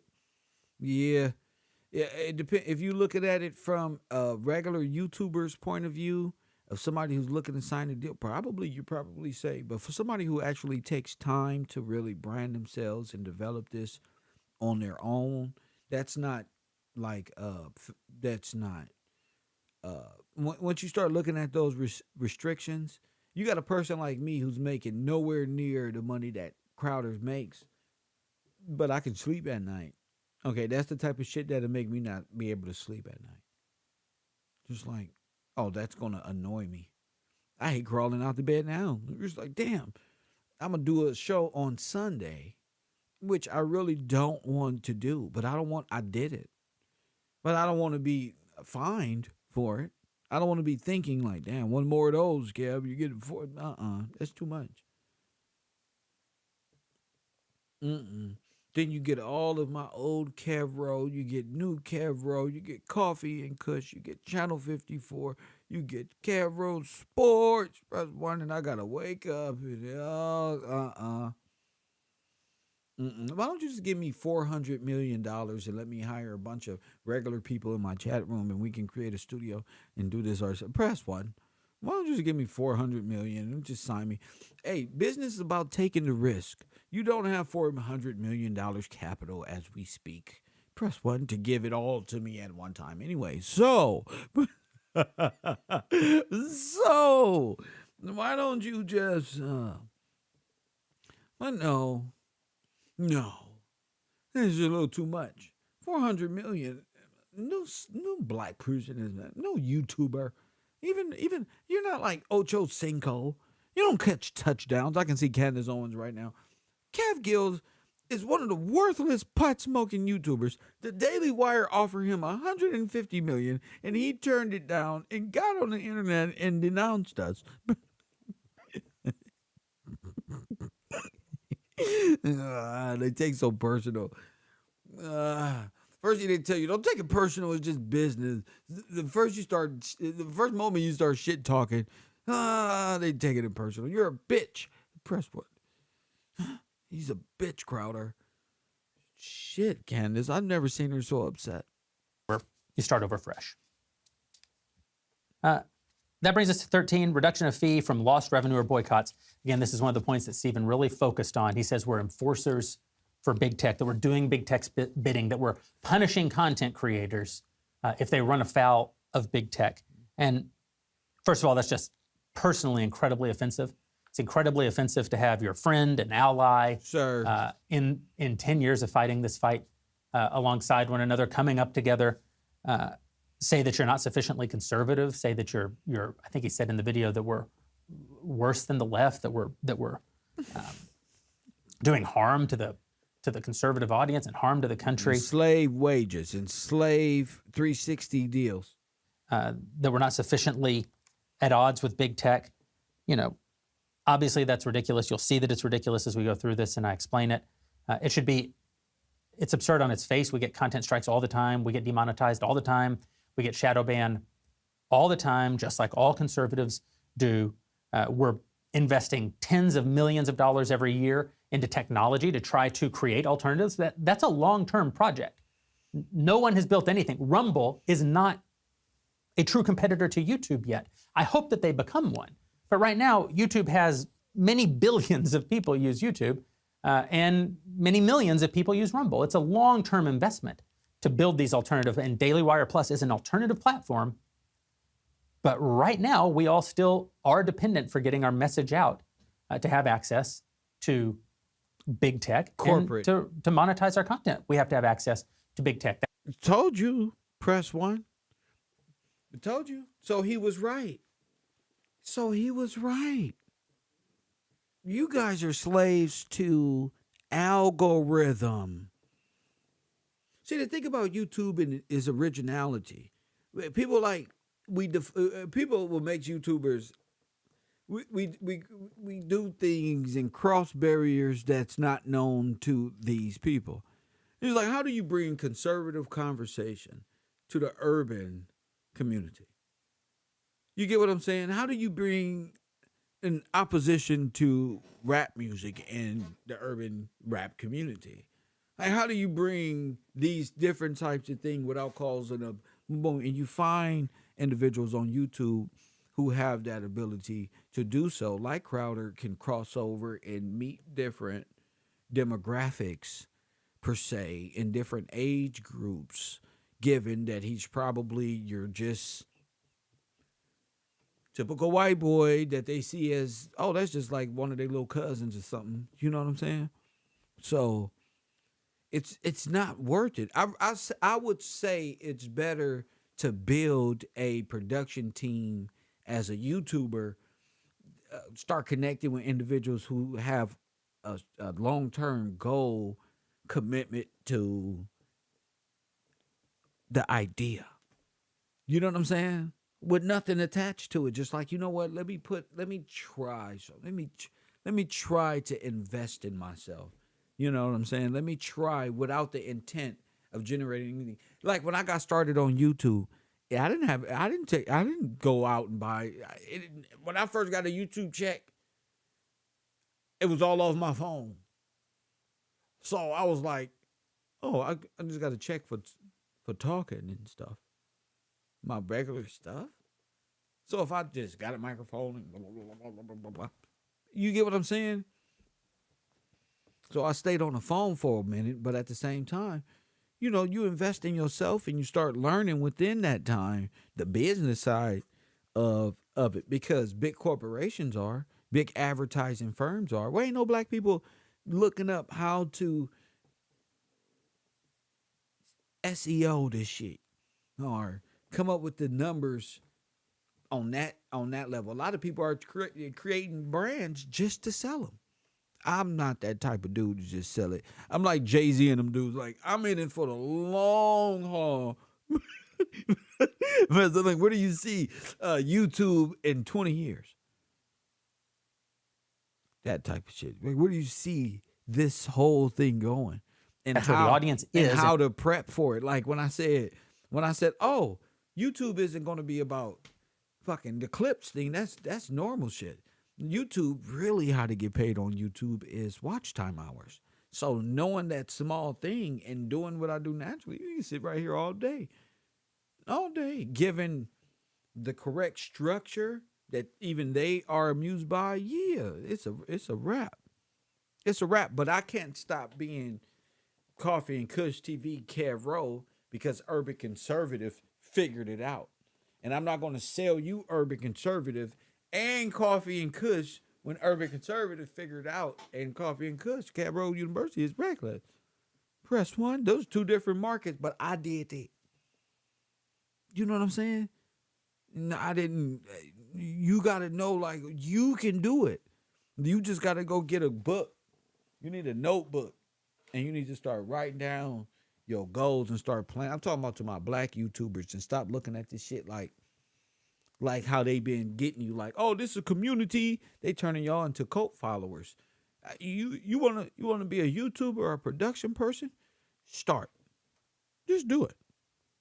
And it's where the money is. It's also where Steven Crowder has made his entire name. He's the biggest conservative YouTube star of all time. Look. You know, he put out his video criticizing us in this contract as not being sufficiently conservative. It is conservative because you're already admitted to big tech. It's very conservative if you're calling out liberal fucking counterparts being paid by George Soros and Antifa and this one. It's only right that you too get called out. Even it doesn't matter left or right or none of that stuff. You too, as a human being, get called out for who's behind you. Nobody's for big tech. Nobody's for real algorithm. They don't even know what that shit is. But you guys do, and knowing how to drive in revenue ads that way, that's what we need, a think tank. We don't need your own social platform. No, you need black people to know Brian King, to know algorithm and how to catch it and create it if it ain't even created. You got to know production, theater, press 1, generate. You see how these people be making these little thumbnails and pearly things, be talking about modern women this. No, you got to take that to a whole production level. No, fuck that. Because they are.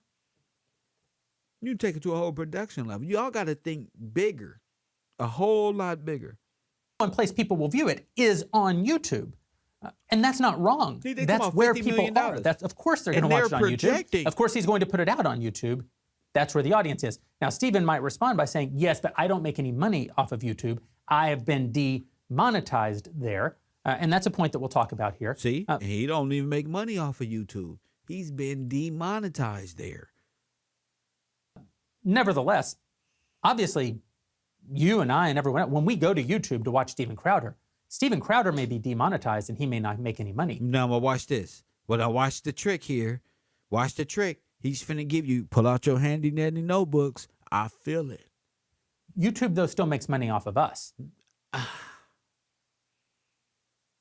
And so in that way, Stephen is still driving, he's still driving success for YouTube. It's unfortunate that YouTube has chosen to cut him out of participating in that success. In fact, I think YouTube is utterly wrong. The only time I've ever talked to the CEO of YouTube, it was to criticize her for her treatment of Steven Crowder. I didn't even talk to her about the Daily Wire. I had nothing to say at that moment about Daily Wire, but at that time they had demonetized Steven, and I used my one audience with one of the most powerful CEOs in the world to tell her that what she was doing to Steven Crowder was absolutely unethical and wrong. So what were we trying to accomplish with this section? Well, let's go through it. The reduction of fee from lost revenue from boycotts, content strikes, or bans from major social media platforms. A, ad drop. If Crowder is boycotted or dropped by more than 50% of his then extant advertising partners, that is, if 50% of the money that he's making from advertisers is suddenly gone, and we're not able to replace that revenue within 90 days, then his fee will be reduced by 25% until such time as the ad revenue has been restored for a period. So his existing people may just love him. They may say, man, we didn't want to go in business with these motherfuckers. Damn, we're out. Oh my goodness. Get me the fuck up out of here. I'm gone. I'm out this office. $50 million. Mama, you can look at me like that all you want to. I work too hard on coffee and Kush TV. But you know, they got $50 million. I ain't gonna have $50 million when they finish with me neither. Press 1. That shit gonna be good enough to get you a house. I'm gonna be the one fucked. And when all my money gone, I'm gonna want me a house to come home to. And I done bought you a house thinking I got $50 million fucking dollars. Period of 90 days. Damn, these motherfuckers got more penalties than the NFL. Press 1. Shout out to Forrest Glory. Personal foul. Partner left us and your ad revenue partner suddenly left. If we don't make it back in 90 days, offsides, Steven Crowder, 50%. Press 1. This fucking asshole. I'll be mad as shit too. And then it would all reset. Stephen says, all the left does is boycott our advertisers. So this just says to the left, your boycotts work and we'll enforce it for you. We will punish the content creator for you. That's how he sees it, content brainiac, because he's independent. And when you're independent and you've been copywritten strike so many times, that's going to affect the way we think. Sir, why am I going to do that? Because you don't understand. You're all about not getting no copyright strikes. And I'm telling you, I've done it and I've made money with them. Press 1, fuck the copyright strike. In fact, it's part of my marketing scheme. Fuck copyright.com. Hit the music. You know what I'm saying? Do you get what I'm saying? So I can do that myself. And Crowder doesn't. That's why he knows he's not talented. He's actually a natural at being himself. Press 1, and that's what YouTube is really about. And that's the beauty of YouTube, that we can be naturally good at being ourselves and create revenue and create a brand and a station and a place like television where people can watch us. And it's about being authentic. And corporations don't know that. They want you to be, a paid spokesman for their high-tech product for advertising revenue when we've already taken ad revenue strikes on the chin and still became profitable. It was harder, but we learned the production side and hopefully the business side in the meantime, so that when we come back, we can laugh at offers like $50 million for what? I'm a fuck up. Because it's really against my intelligence. I'm going to fuck up that $50 million because I don't like coming on. I shoot when the fuck I want to. You see what I'm saying? We like little independent corporate head ass producers and shit. Press one. I come in the office when I want to. But this isn't about punishing the content creator. This is about if the Daily Wire is going to leverage, I can't stress it, Sir, probably $100 million by the time you have marketing and infrastructure costs, by the time you pay for all the legal compliance, all the technology that it takes to support. sir, just because you say technology, sir, stop acting like we need extra technology to do this. Press one. Just give me a lighting equipment. Give me a better camera, 4K. I don't even need no $1,000 ass webcam. Give me the 4K. Put the script up there. Put the subject on a teleprompter. Let me see. All right, there. Turn the fucking camera on. The fuck is you talking about? You're turning this into nothing. Who are you convincing this of? Come to KevRow. Stephen's show and Stephen's show, even at the price that we offered for it, which he would have wanted much more, Of course. at least $100 million.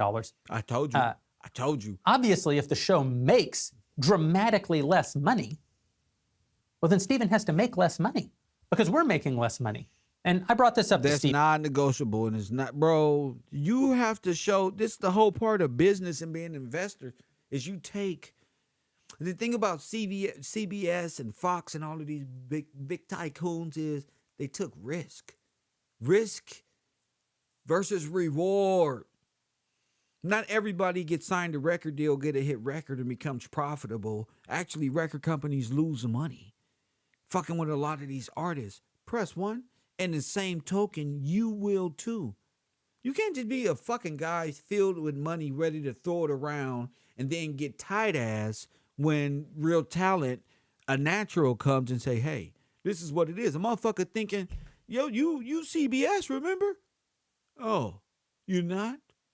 Oh, Rumble isn't as big as YouTube you're crying about.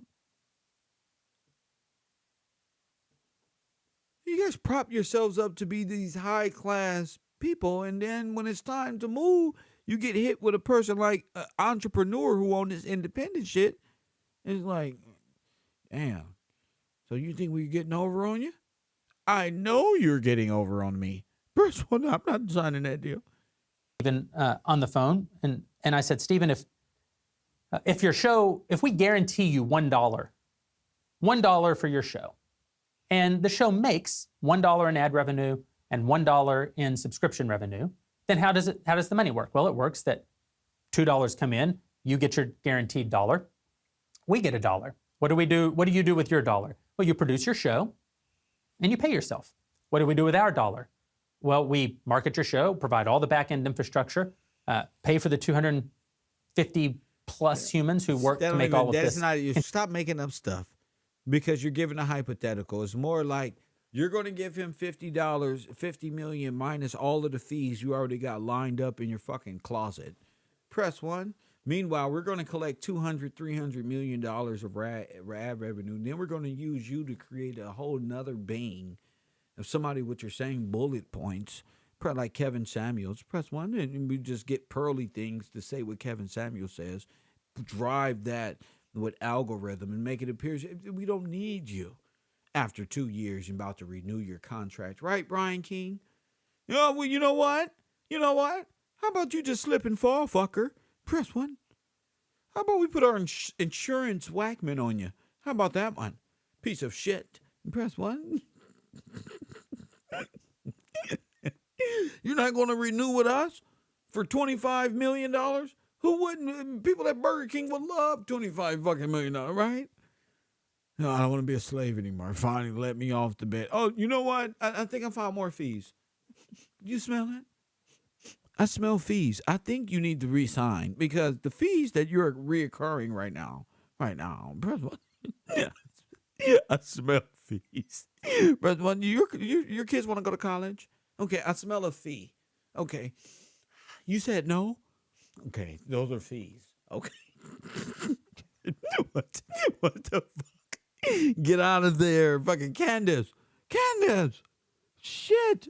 continue to grow. By the way, we don't pay for one single person more than we need. He sounds like Ben Shapiro and Candice Owens in one computer animated 3D CGI hologram. I'm trying to figure out, is this Candice Owens or, well, because he's like both of them in one. Press one. This motherfucker ain't even real. Press one. There's no charity jobs. We're not giving our money away. There wouldn't be no charity jobs. We're not giving our money away. You ain't giving me shit. You opening me a $50 million line of credit, piece of shit. Maybe I should watch it because he's friends with the YouTube lady, and I know they're probably no.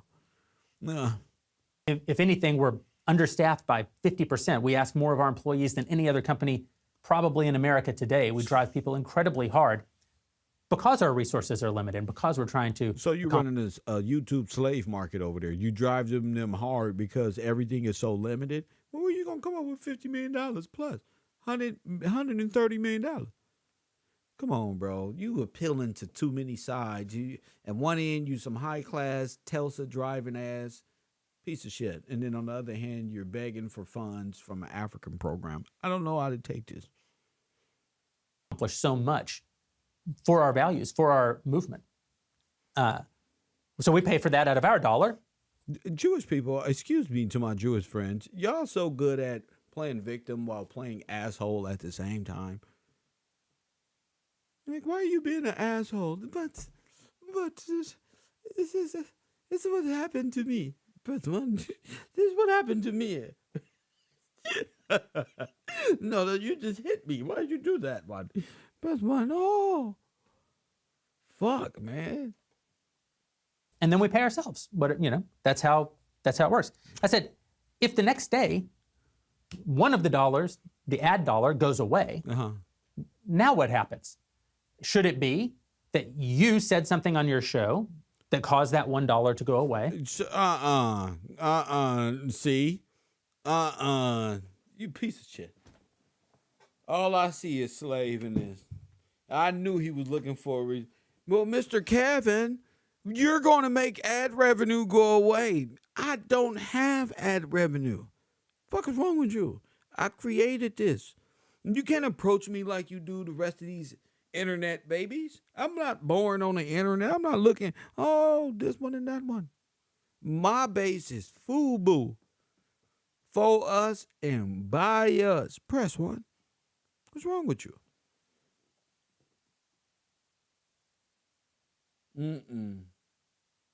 It's FUBU. Self-generated. It's what happened when YouTube knocks your big channels down and you have nothing and you just say, fuck YouTube. I'm going to get them right here. We don't need big advertising firms. What y'all need to do is come together in your thinking ability and figure out you too can make $50 million or maybe offer $1 million to a nobody like they do. Like they do. Now, you keep your $1 and we make $0? I said, that wouldn't make any sense. Obviously, you would have to lose a little and we would have to lose a little. I said, we're trying to sort of emulate the idea of a joint venture. And Stephen said, no, you should lose all the money. It's your business. And I said, well, Stephen, how would we have a business? Why would we be in business? And how would we stay in business? And Stephen, this is a very important point. Stephen, again, I think the most entertaining, talented person in the conservative movement. I think one of the most entertaining and talented people in entertainment generally in the country today, has created a very successful content generation company, a very successful production company. But Stephen's never had to create the company that actually distributes, markets, and monetizes all of that content. He talks in his video about being one of the only true independent conservative voices. And I find that incredibly offensive. Stephen, the whole time I've known him, has worked for someone else. Has been paid by someone else. That doesn't mean other people tell him what to say. He's a very independent voice, and that's good. So is Matt Walsh. So is Candice Owens. So is Ben Shapiro. So is Michael Knowles. So is Brett Cooper. But Stephen, as much or more than any of them, a very independent voice. But he's not exactly a self-made man. That's not true. He was paid by PJTV when I met him, which was owned by a billionaire at the time.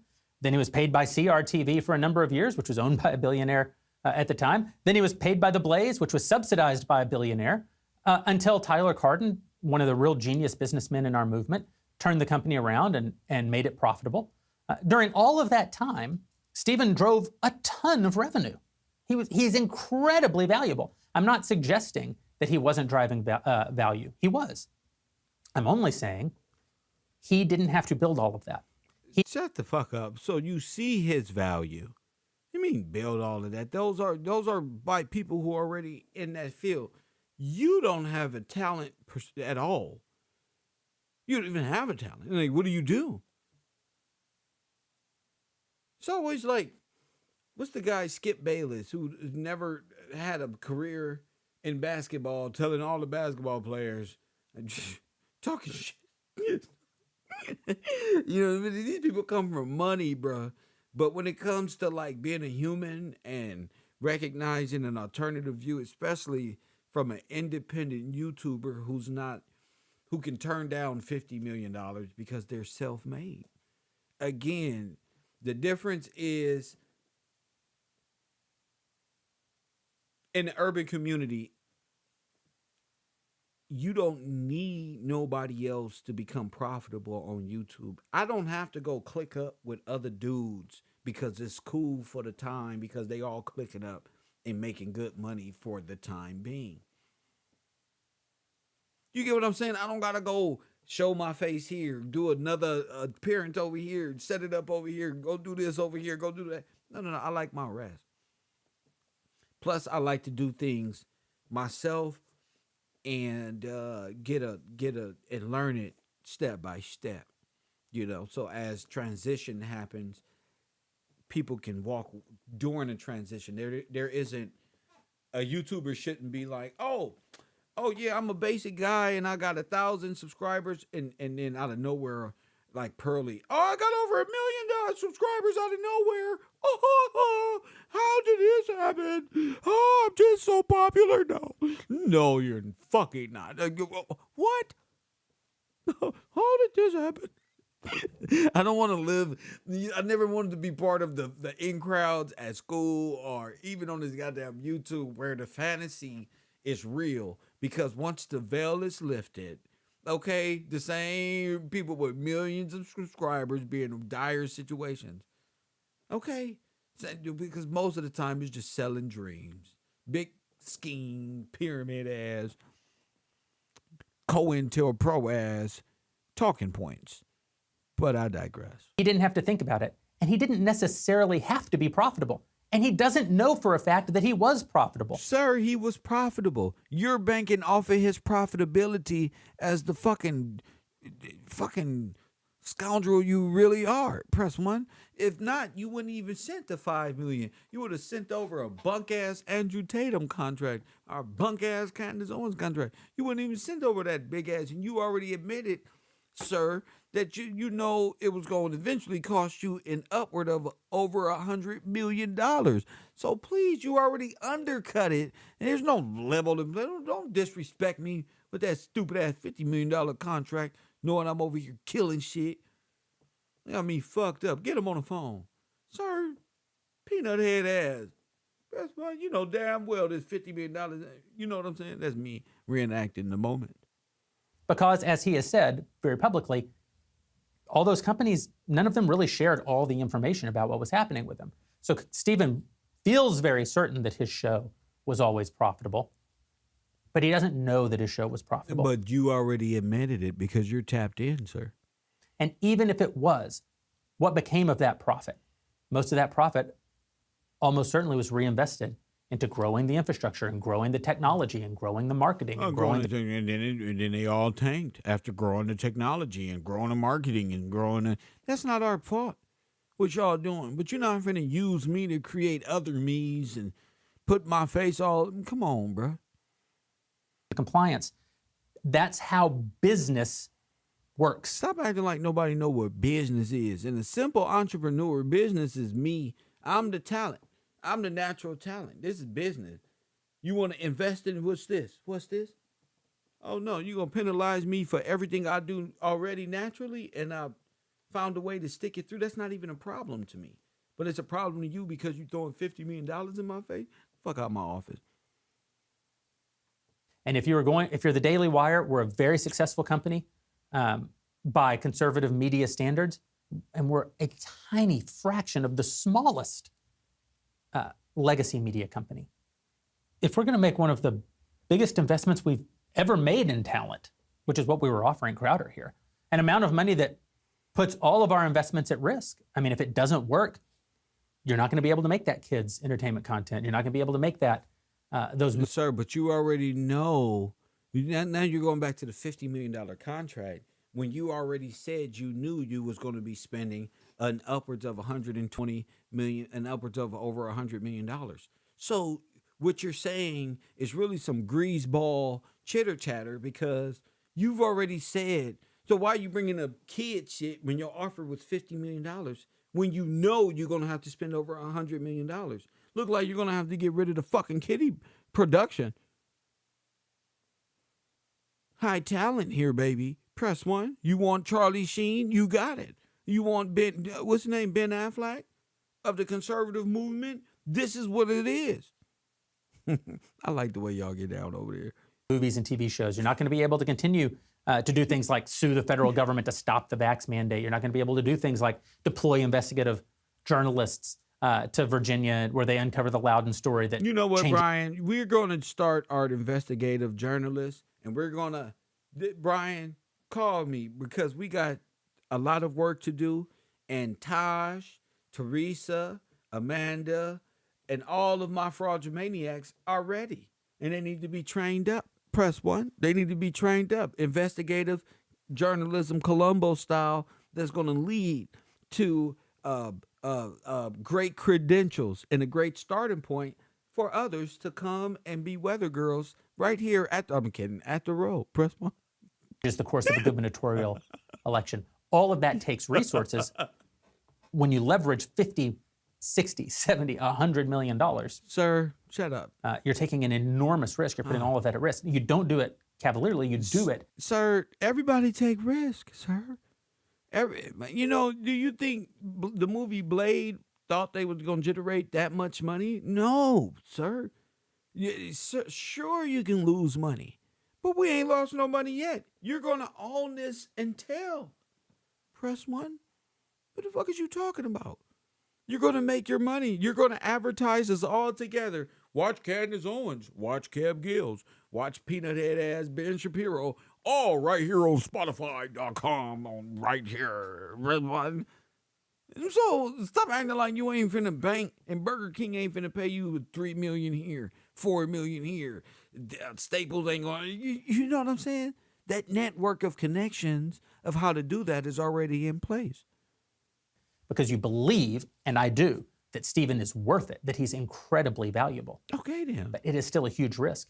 There's also a time factor. He might drive all that revenue, but what if it takes a year? You're not talking about Kev Gills. You're not like let's sign Kev to a $5 million deal, even though he ain't making $5 million damn dollars. You know, that's fucking risk. Okay, I can see you saying like, but he's not even pulling in nothing. This is bullshit. Press 1. I can see you saying that. But this is a guy you know. This is a guy you know is worth it. So what, are you complaining? Did you get caught trying to pull a poo shiesty? Press 1. Did you get caught trying to pull a poo shiesty and the King Von and run off on a plug and shit? What you doing? 18 months. And people who get caught in this type of shit and always get blasted, they always come with this, the average American, right? They only make about $50 an hour, right? No, I thought he would be happy with $50 million, but you already said $100 million. What do you mean? What do you mean? Bring over those Mud Club subscribers to get those advertisers spending. Look, right? to get those Mud Club subscribers. He wants that Mud Club. Press 1. You're taking an enormous risk. You're putting all of that at risk. You don't Bring do that it Mud cavalierly. Club You do here it to me. because you believe, and I do, that Stephen is worth it, that he's incredibly valuable. But it is still a huge risk. There's also a time factor. He might drive all that revenue, but what if it takes a year or even 18 months to bring over those Mug Club subscribers, to get those advertisers spending, right? Well, you're losing 8 figures a year in the interim or 7 figures a year in the interim while you're doing that. So you can't just say, we're going to pay you $50 million even if the show doesn't bring in any money. That's not punishment. First of all, 50 million minus 25% is not punishment by the standards of any human being in the world today, right? Sir, we need guaranteed contracts like the NFL, nigga. If I go down with an injury, nigga, I need that guaranteed, bro. Okay, off this $50 million, what's my guarantee? 3. Oh, get the fuck out of here. Get the fuck out of here. 3. Nigga, I need that all in my signing bonus. When I walk in the office, nigga, I need them to know that's a Mercedes 5550, goddammit, from Italy. Press 1. What the fuck you think this is? Punishment. That's just reality. He would still be being paid millions and millions of dollars, and we would be actively working with all those people that we're paying out of our cut to go find new advertisers to replace it, at which point he would be making his money again. Same with the content strike. If any major platform, YouTube, Facebook, Apple Podcasts, Spotify, issues a content strike such that Crowder's content cannot be monetized on the platform, then again, there's this 90-day concept, and again, there's this 25% reduction. Now, Stephen, when I spoke to him, he was very upset. He said, I've already been demonetized on YouTube. That's the kind of thing in a negotiation. You scratch through that with your red pen and you say, Stephen's already been demonetized from YouTube, so we can't start the deal at minus 25. You have to already have anticipated that, and that would have been fine. That's just...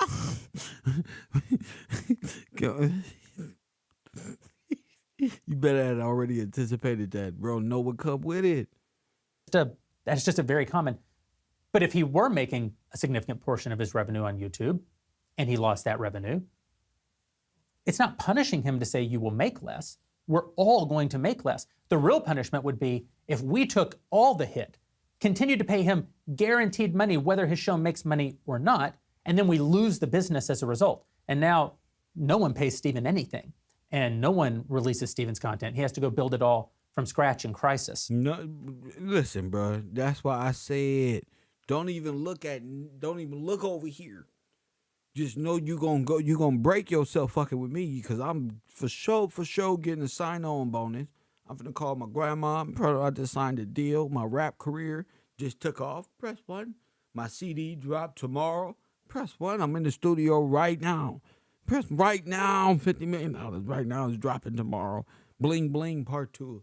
700 Degrees with Lil Wayne. Press 1. Features everywhere. Press 1. Bring T-Pain back.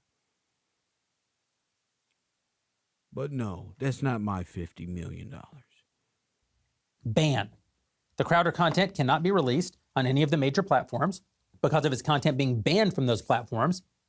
Then we'll reduce the fee if YouTube 20, if Apple 20, if Facebook 10, if Spotify 10. Same kind of concept. If the content simply cannot appear and therefore cannot not only be used for marketing, cannot be used to grow the brand, also can't be monetized, well, we can't pay him the same as if it was. If you're making 25% of your money on YouTube, and now YouTube is permanently gone, you can't make that money anymore. It's not punishment. And this is really what it comes down to. Stephen's philosophy. Why would YouTube punish me, and now I'm with you? Why would they gonna kick me off? And now, so if they gonna, that's your friend. You can tell her to kick me off the internet, and they go 25% of everything I've already gone on top of the taxes. On top of everything, I done sold my name. You done gained all the profit. You monetized. You done took all the advertising money. You on a yacht gone, and I'm stressed out with my mama again, trying to explain how I lost it all in a week. Press 1. Not happening. I deserve to be paid millions and millions and millions of dollars, whether my show drives the revenue or not. That's not a business relationship. He's not looking for a business relationship. He's looking for a benefactor. The Daily Wire is not a nonprofit. We aren't benefactors. We're a business. I know who got a fucking nonprofit, Candice. Press 1. Oh, say that again, sir. That's not a business relationship. He's not looking for a business relationship. He's looking for a benefactor. The Daily Wire is not a nonprofit. We aren't benefactors. We're a business. We only get to eat what we kill. And at the very beginning, we thought maybe we could do.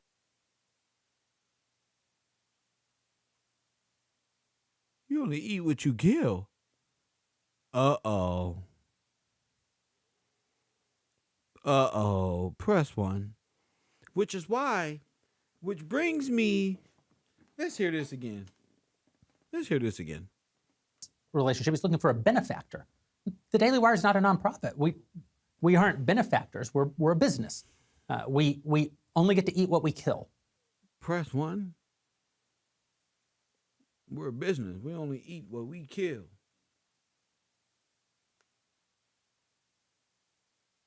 Are we talking insurance? What are we talking here? Is this insurance company here? What the fuck is this? Which leads me to tomorrow's morning show, Press 1, which is we're going back into the Lloyds of London and the financiers and the insurance companies which have insurance policies on everyone. Press 1. Why this is important? Because it's going back to what I was talking about, the Yellow Brick Road, the Lloyds of London. Are people being hunted down for these insurance companies? Remember we were talking about the rappers? We were talking about all these activists like Black Lives Matter and all of these being funded by insurance companies? Are there insurance policies taken out on activism and coronavirus and things of this nature? I'm going to bring this to the forefront first thing in the morning, where we're going to go to Lloyds of London and be able to see what they actually insure and the small companies up under them. And you're going to be totally shocked to know, and it's going to be quite evident to know why I've just been taking my time figuring out this YouTube and who's really at play here. No, we're going to be talking about the insurance company takeover, the corporate takeover, big tech, big oil, fake conservatism, neoconservatism, and neoliberalism is nothing more than socialism by way of communism. Press 1. And they all of them complain about capitalism when they're all capitalizing off of insurance claims. Coffee and Kush TV, KevRow, it's good talking to y'all. Make sure you support this broadcast. Get the shout out first thing in the morning. Be first in class. I wasn't gonna come on, but I figure I owe the audience at least the lead up until tomorrow morning at school at KevRow University, where we can discuss more urban news, more urban stuff, and go right up into what Taj and Rico and these people want to discuss at the university as well. Coffee and Kush TV, thanks each and every one of y'all. Thank y'all for the support. Those of you who contributed tonight, I will shout you guys out first thing in the morning as far as the first shout outs. First thing in the morning before class. God bless y'all. But get some rest. Don't be up all night sending or whatnot. Coffee and Kush TV. And as always,